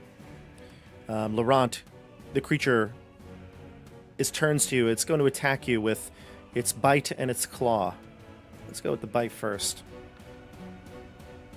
Sorry, he's actually not in wolf form. He's in... Oh, no. Yeah, he's in wolf form. Yeah, excuse me. And claws. What's your armor Super class? low armor. 14. Okay, he's going to hit you with the claws for 5 Okay. slashing damage. Thanks. And then he's going to look over to Andrew, Bluto, and and the girl Arabelle, and he's going to say, he says, "Give me the girl, and I'll let you go." He'll wait No. for a reply. No! I just rolled a wisdom saving throw to keep concentration. I'm good on that. And then I'll tell him no. Okay. We go to Bluto and Arabelle. Bluto says, take her! And he gets up and pulls her, hoists her up onto the dock. He'll walk side by side with Rufus and toss the girl 5 feet in front of him. I'm going to kill this man. So now she's adjacent to the wolf. Yeah. We go to top of the order here. Andrew, you're up. Sorry, Tim, you're up. Andrew's on deck. Can I bonus action use the feature, the Dark Lord card on Arabella, and now she can transport in her turn anywhere unoccupied within 30 feet? Is it on her turn, or does it happen right now with your turn? Great question. I think it happens says immediately on your turn as your bonus action. You can use an action to target one creature. It's up to your charisma. So how many charisma do you have? I have a +4 on charisma. Oh, so you could choose all of them and yourself. Yeah, You can really teleport, everyone yeah. except for Pluto can teleport. You can teleport everyone Okay. 30 feet away. Okay. Teleport us all the way and leave Pluto there. Well, it's up to 30 feet, so we're not getting out of this fight. Right, but we're not close. No, I agree. Then yeah, let's get out. Let's get 30 feet. All three of us except for Bluto. So Rufus. Are you gonna put Laurent. Bluto? Are you doing anything to Bluto? Putting him somewhere else, or are you keeping him? No, there? I want him to just stay wherever he is. He wants to be a coward. He can be a coward to stay and fight. But you're not taking the girl again. All right. The target. So once I use it, the target can immediately use its reaction. So the three of us can use our reaction to immediately teleport up to 30 feet to any unoccupied space it can see. Do you? Arabelle will certainly do it. Do you as well, Rufus? Yeah, I want to go with them 30 feet along the road out of the way. Yep. So you are once behind the werewolf. Now the two of you and Tim are 30 feet further along the road. All right. And then can I use a Eldritch Blast on the werewolf? Yeah. Great. That'll be a 17 to hit for 6 force damage. Very nice. That'll hit and do 6 force. The creature is blasted with the force, and +2 necrotic from the hex. gotcha. I assume that this is all happening so quick to it that it really seems almost like you tricked it, and it looks back at you, bares its fangs, and then says, "Fine, I accept your counter offer, the fat one." Can I say something? Sure, it's your turn. Yes, take the fat one. You can have him. We will not bother you. Bluto's like, "Wait, you gotta save me. Don't leave me." He's a murderer. It's Twice justice. over now. Literally twice over, yeah. I It's didn't divine mean to do it. justice. No, This is divine please. justice for you, Bluto. No, The Gwain Lord has planned this. No, who's the Gwain Lord? So the creature turns its gaze towards Bluto, and he'll start to slowly walk towards him, stalking his prey. Bluto he trips over himself, falls backwards onto the pier, and starts to kind of scuttle on his butt backwards, getting to the edge of the dock. And you can see just saliva dripping from the jaws of the wolf. Do not watch, child. Let us run. And we will run. If you're able to withstand it, the sounds and the cries of the flesh tearing and Bluto being ripped to shreds is all you hear in the background as the three of you head towards Vallaki once again. If we can, I'll cover Arabella's ears as we're running, because Fair I enough. shouldn't have to hear that. Fair enough. All right. On the way back to Vallaki, I'll deliver a heroic speech about how providential that was and how divine justice has been served. I love it. I concur. Wow. Well, not lucky, but it was a fate worthy of him. Unfortunately, we did not have to be the one to punish him. What is the punishment like in the Gwaindire for something like this, stealing, kidnapping, and endangering a child? Hanging. It's hanging. Okay. Mhm. I like it. But I wouldn't have. I wasn't going to hurt him. I was going to hand him over to the relevant authorities. I'm no legal scholar. I feel like throwing her in a bag in the water and then offering her to a werewolf goes beyond endangerment. You know. So we head towards Vallaki, and in Vallaki there's a little bit of reconnaissance going on. You close the door, Michelle, and you speak again to Canas. The girl's not there. Yes, Canas, I did not see any people at all with blonde hair. Blonde hair. But she must be here somewhere, huh? Oh, you're muted. Well, that is strange. It did sound like there were a lot of children in there, and Yulia said there were only 26. Yes. There are 26. Yeah. There's a lot of kids in there. You didn't do a head count, but do you want to? No, not okay. No. Well, in that case, I think the first thing we need to do is see if Yune could locate Anna at all. And if none of these children have blonde curly hair, do you think that perhaps Vermeer would change the color of some of these children's hair so that they wouldn't stick out as much? It is possible. Very weird, but possible. And I'm going to once again very, very slowly open the door, like just a crack, peek through. And this time I'm trying to see if I can spot any kids, regardless of hair color. I'm trying to spot any curly hair specifically. Give me a perception check. Sure. One of these, please. Okay. A 23. With certainty, you don't see anyone that would fit the description of Anna. She, 10-year-old, blonde, curly hair. Doesn't seem like there is any one that fits that description in the cafeteria right now. And no brown curly hair either? Nope. However, you'll hear a flutter in the room. Canas. Yes. I couldn't find her. I couldn't find her. You couldn't find her. There's no blonde-haired girl. I mean, everyone seems to be in the cafeteria right now. Was anyone located outside of the cafeteria? I was looking. I tried to find every kid. There wasn't one. I did notice, though, that old man, he kept going back into the shed. And I heard some noises in there. It sounded real weird.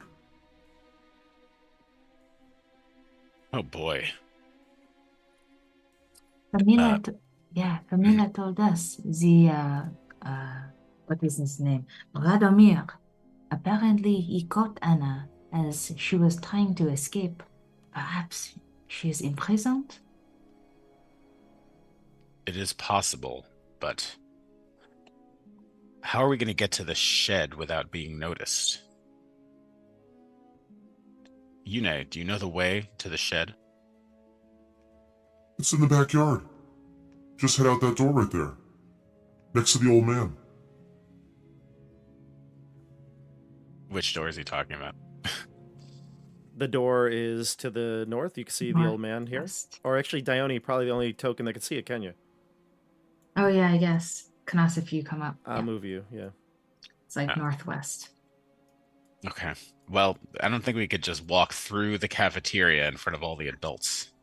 So we might have to kind of sneak around.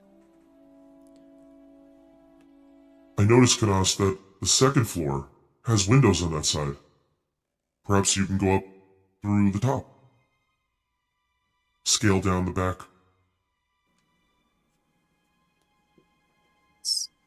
Not a bad idea. Not a bad idea. You know. Okay. Now, I have some rope. wonderful. Now, Dione, you do realize that this could put us in danger of being caught. Hmm. Let's see.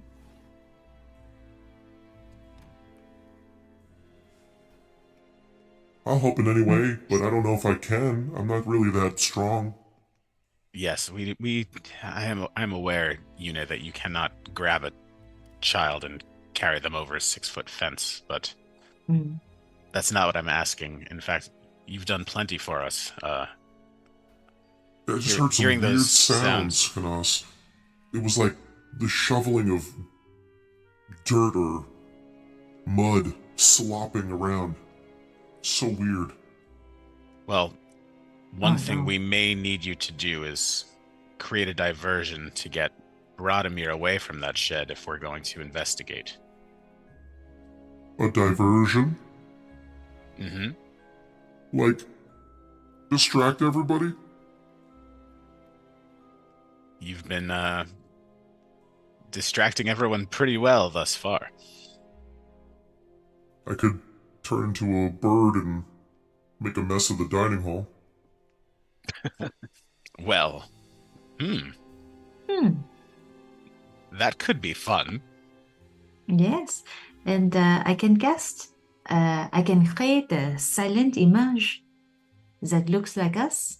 So if Madame Fremer looks in the room, as long as she does not investigate too closely, it will look like we are still here.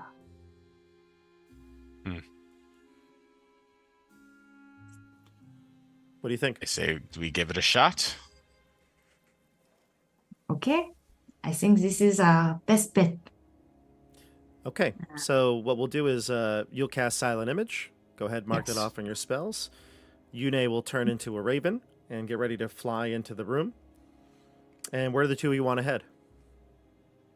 Let's Do you want to head go upstairs. into the cafeteria or do you want to go upstairs? I think we want to head upstairs. Okay, let me move you over there. Okay. Let's see here. I guess the people are not in this room right now, so we'll move some things away. Let me switch some things here, actually. Let me just make sure I've got everything set on this page, because I want to take the tokens off, and we'll do that in just a second. Discuss what else you might want to do, though, while you're moving around. Is there anything you want to cast or take out? I want to have Yune make sure. Well, I'll just have Yune with me, and then once we're ready to, well, we're gonna check out the windows. I think to try to find a point of, not really a point of entry, but whatever the opposite of that is, to scale down towards the shed. Okay, perfect. So then. And once we locate that point, we'll have Dione take out some rope. And then I'll have Yune go Give me a stealth check into the cafeteria. Why don't we start with stealth checks then? Okay. Both of us? Yeah.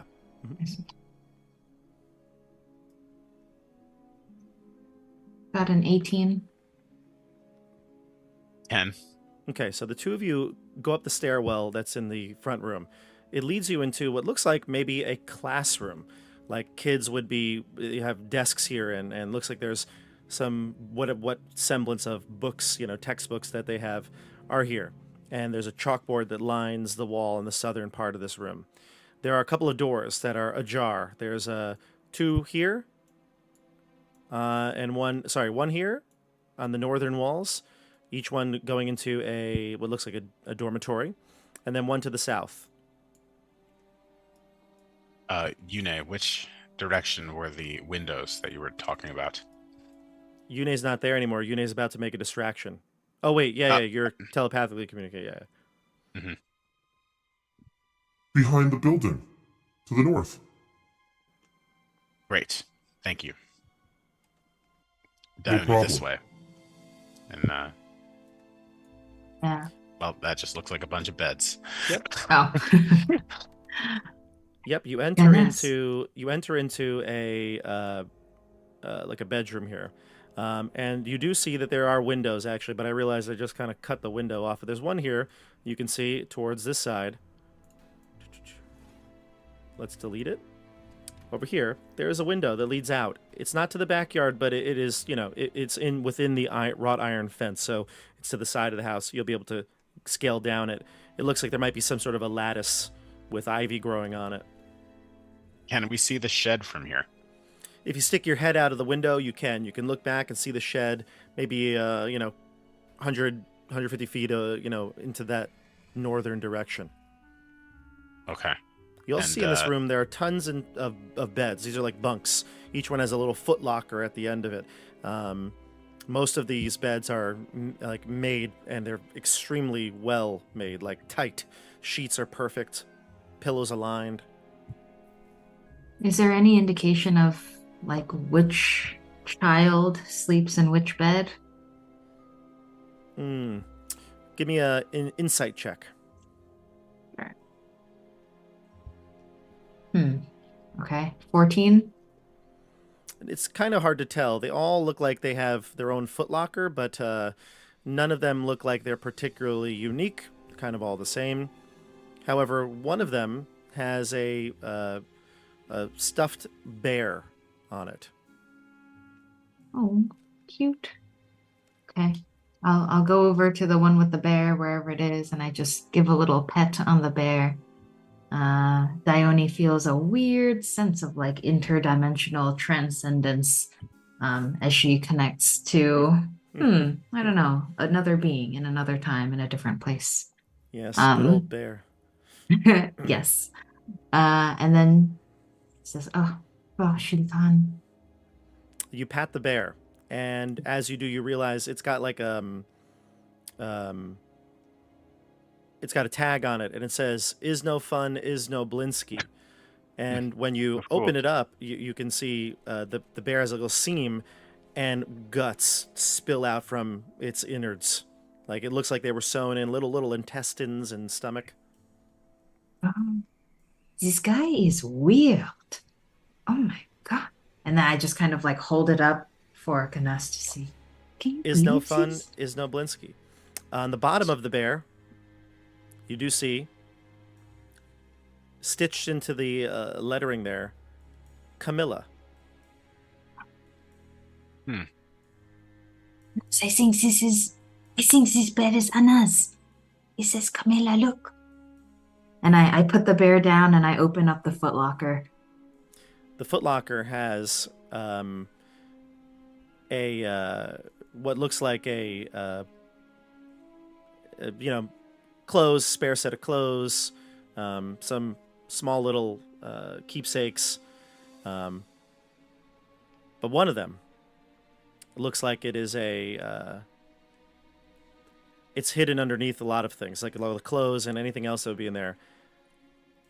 If you empty the contents out, you'll see it looks like a necklace. Inside the necklace, or fashioned into the setting, is a diamond. Small, but very pretty.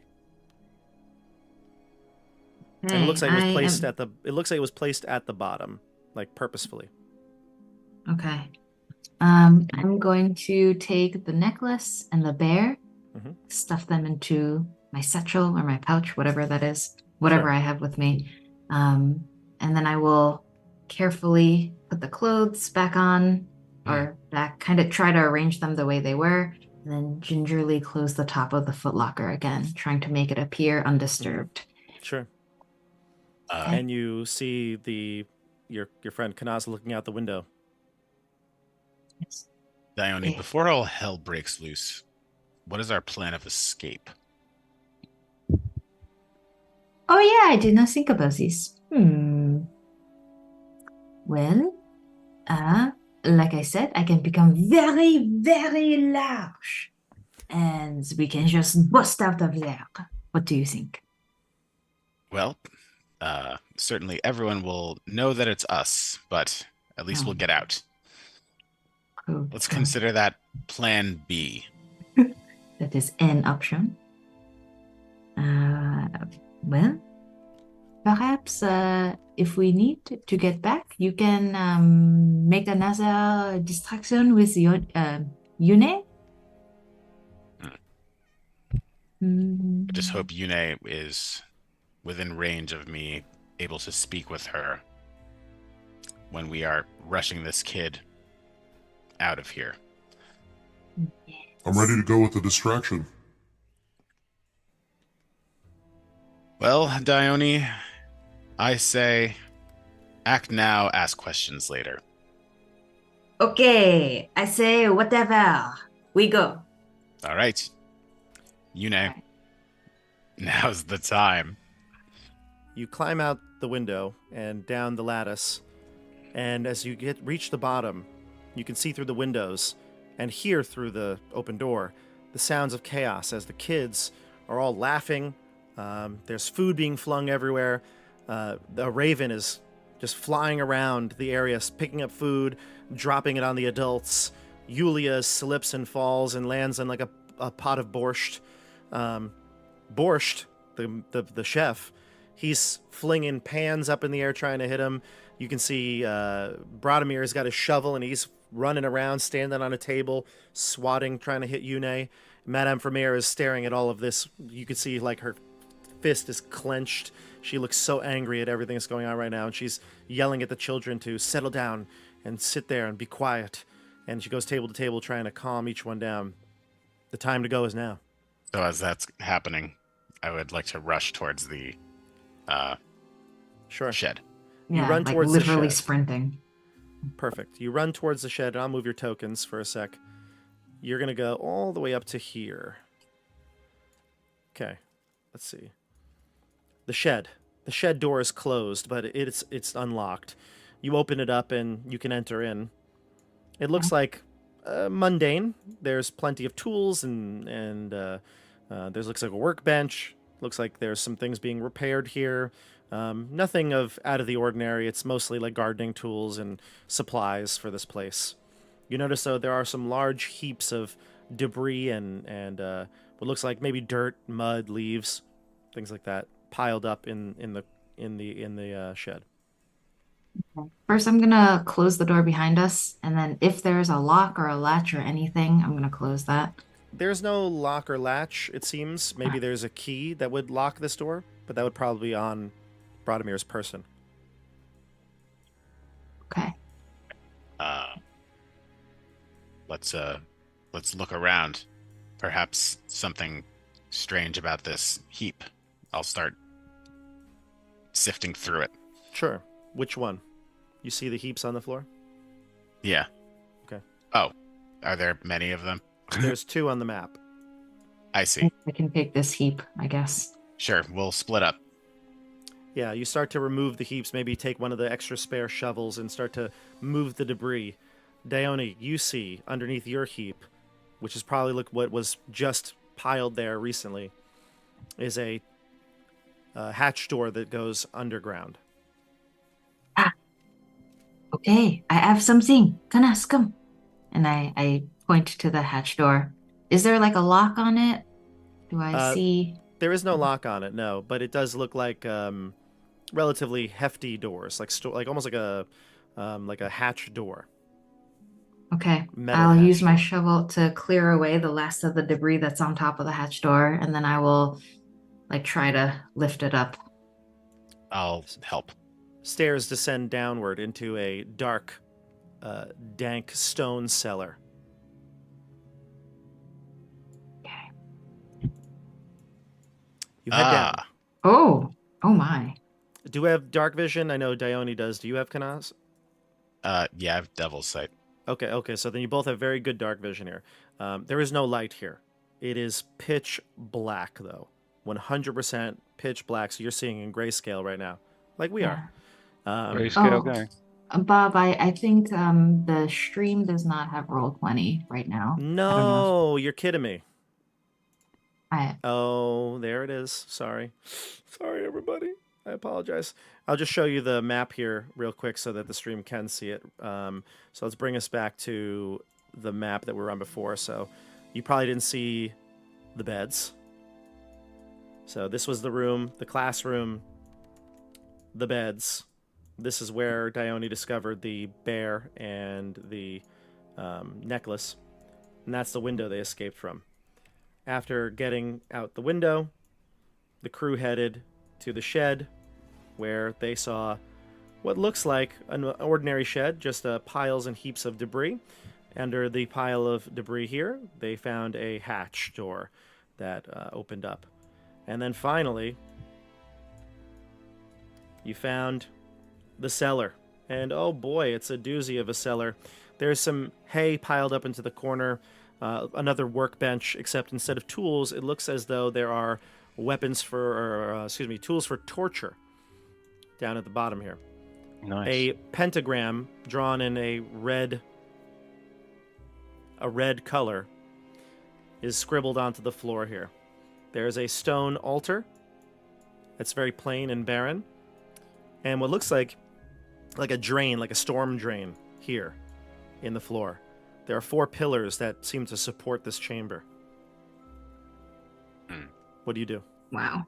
What's I that in the whisper. bottom left? I'm gonna whisper, Hey, Anna, Hey. Anna, or Anna, are you You're s- here? you hear some sniffling and whimpering from the drain. Hello? I head over to the drain. You can see beneath the grate, which is locked. There's chains there that lock it and keep it closed. A young girl, blonde hair. She looks up at you, tears running down her cheeks.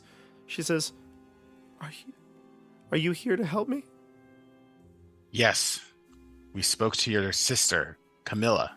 She wants us to get you out of here. You know Camilla? This isn't a We trick, do. is it? This isn't a trick. This is not a trick. I promise. And then we're going to We- cut to Rufus and Laurent. Rufus and Laurent, you're heading back. You get to the gates. You see the guards up top looking down at you. And they say, Hey, did you find Bluto? We found this girl, Arabella. No Bluto? He left here not See too long ago. You didn't happen to see anyone else come through the gates behind us, did you? Nobody left. Nobody left. No, we haven't seen Bluto come back either. He must still be out there somewhere. You know, for weeks, nobody's wanted to go to the lake. All of a sudden, Bluto goes out there, then you go out there, and you come back and Bluto's not with you. We found this girl. We rescued her. Is this true, girl? She looks at you all. Mm-hmm. There you have it. From the child's lips to God's ears. Bluto, very careless man, leaving a child all alone outside the walls. Give me a deception check, both of you. Well, I'm not technically lying. well, you're trying to be deceptive. All right. Through a mission. That's all right. I'm not very good at being deceptive. I'm great at it. Don't worry. 20, apparently in this case. I'm doing it for good. Damn. 17. The guard's like, what the hell? Open the gates. I'm sure it's fine. Bluto will find his way back. He always does. You know, he's probably just out drinking again, like you said. Probably a overnight bender, I bet. That's why he lost the girl. Fair enough. Come on in. They open the gates, raise it up. After we're through the gates, I want to turn around and yell back, hey, just make sure you close those gates at night. Heard rumors of werewolves coming around. He says, All will be well. He says, oh, we know. And he says, points to the werewolf head on a stake. He says, don't worry about that. I'm sure we're all fine here. I'm counting on it. Because of the burgomaster, of course. All will be well. All will be well. You get through the gates. You start to head back into the main part of town. and you're walking past the Blue Water Inn, and you see Evgeny and Zoldar outside. Friends, where did you go? We waited for you. It's been an hour. Well, before I got there, I would have asked the girl. Girl, lead us to your home, your father. She says, I don't know where I'm going. I don't live in the city. I live somewhere else, near a hill. Near a hill? Yes. Outside the city? Yes, with my father. Are you Which- Velaki? I'm a Vistana. Vistani, sorry. Vistani. She says, I don't know you, Laurent. She looks at you. I don't know you. Who are you? I'm Laurent, and we're going to take you back to wherever Bluto picked you up this morning. You know, and I promise not to throw you in a burlap sack when we do it, so why don't you just lead the way there, kiddo? She says, well, I don't really know how to get there. She's young. Remember, she's only like 7 years old. By the way, I just noticed I had a list here in my notes of just children. There are so many children in this adventure to this point. Like It's a very fecund place. yeah, really though. Like I have a list of children. We got Micah, Freak, Myrtle. Now I've got Sorota, Dev. Well, you know, like social Quinn. studies says, when like society is really unsafe, there's more children because you need to like have a greater chance of reproduction anyway. Right. People. Well, The population pyramid is just really steep. yeah. yeah. So she goes, I don't know where I'm going. I don't know how to get back there. I don't live in Do you the know town. which side of town, or even we can pick a direction. She says, Just give me a gentle shove, right? I think that way, and she points like south. Towards the inn, right? Yeah, and then that's Alright, where so you'll see Then we get to the inn and we Yeah. see. Evgeny and Zoldar. Yeah. Friends, where'd you go? Zoldar says. He's like, you make us wait an hour. We can't possibly make it to the Wizard of the Wines now. Not within one day. Maybe we can go tomorrow, but do you two by any chance know where there's a Vistana camp nearby On a hill? on a hill? Of course, the Vistana. Yes, the encampment. Could you take us there? How long would it What? take to get there? You don't know the way? Come on, you must know the way. We were out fishing, and Rufus actually hit my head with an oar. I'm a bit foggy today. Fishing? Just point me. You don't seem like much of a fisherman. Well, that's how I got hit in the head with an oar. You see, I'm not much of a fisherman. Evgeny will come over and he'll literally like smack your knees and he goes, look at this one. Sea legs have not grown in yet. No, I'm strictly land based. Allah. That's why I got hurt in the first place. You see my head here. If you need to go to the hill, we can take you there. How long does it take? Not long. We'll be there in 20 minutes. Oh, well, let us go now. This girl has had trauma. She needs to go back to her family. Yes, we can go there. Will be very cheap. 5 gold pieces. Done. Done. But tomorrow, we go to the Wizard of the Wine. And we leave before dawn. Before dawn. Yes, we leave before dawn. An hour before. It will be safe with us. And how many gold is that?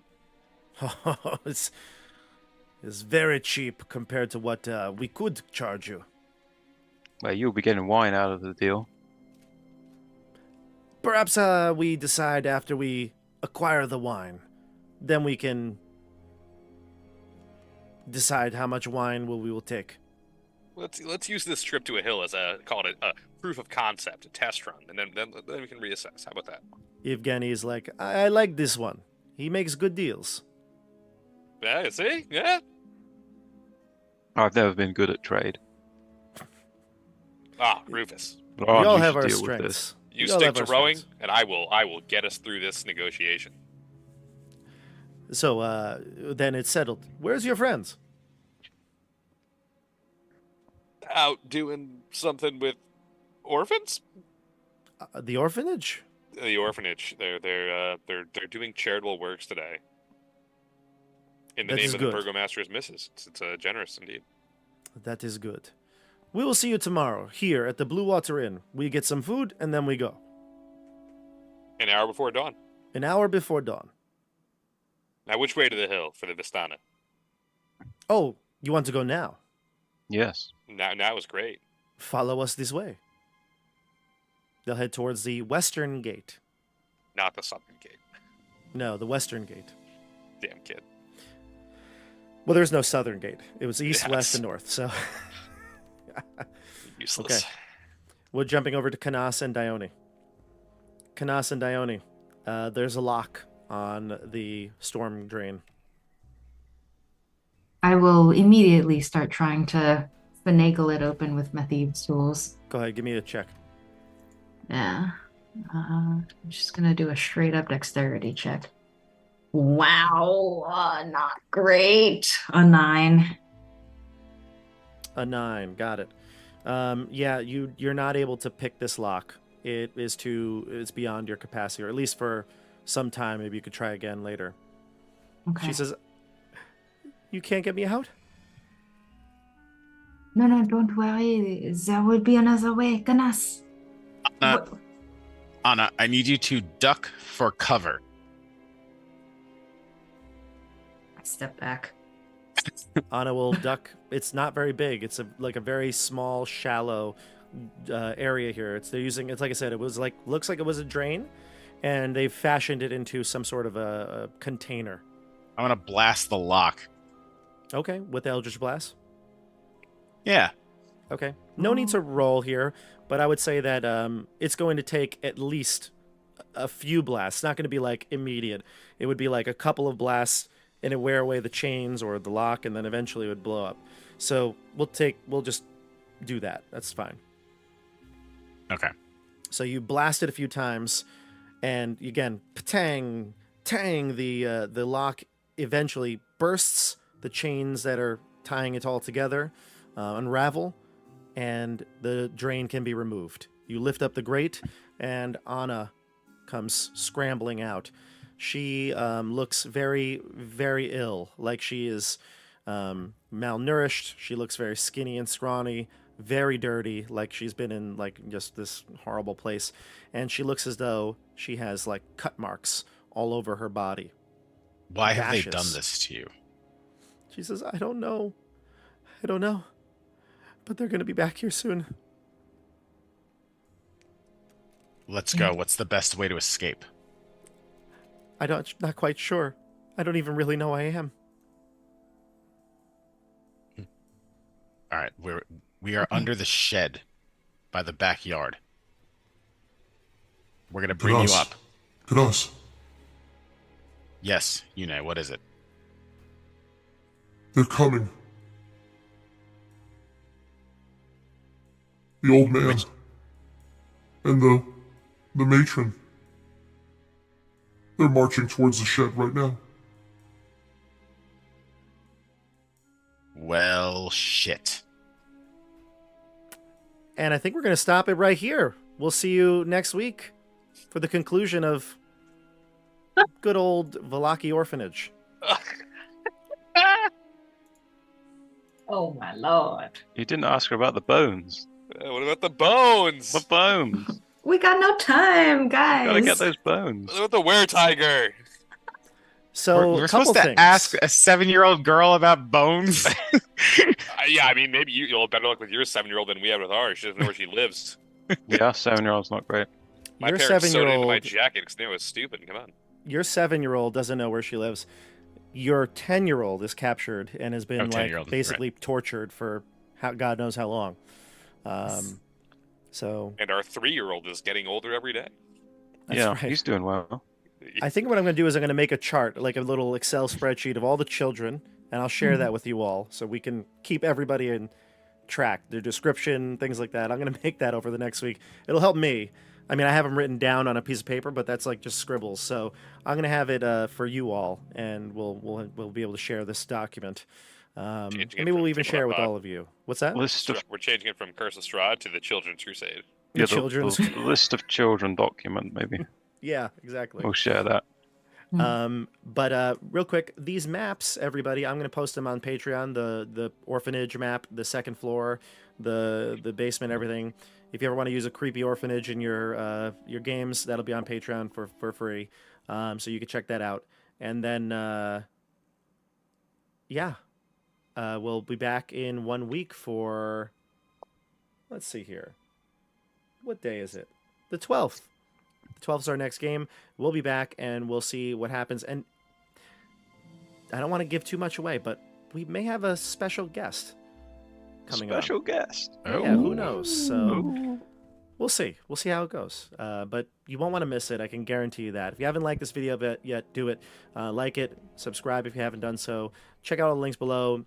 We did have a new... not new, excuse me. We do have links down below for the Patreon, like I mentioned, as well as some other ways to support the channel.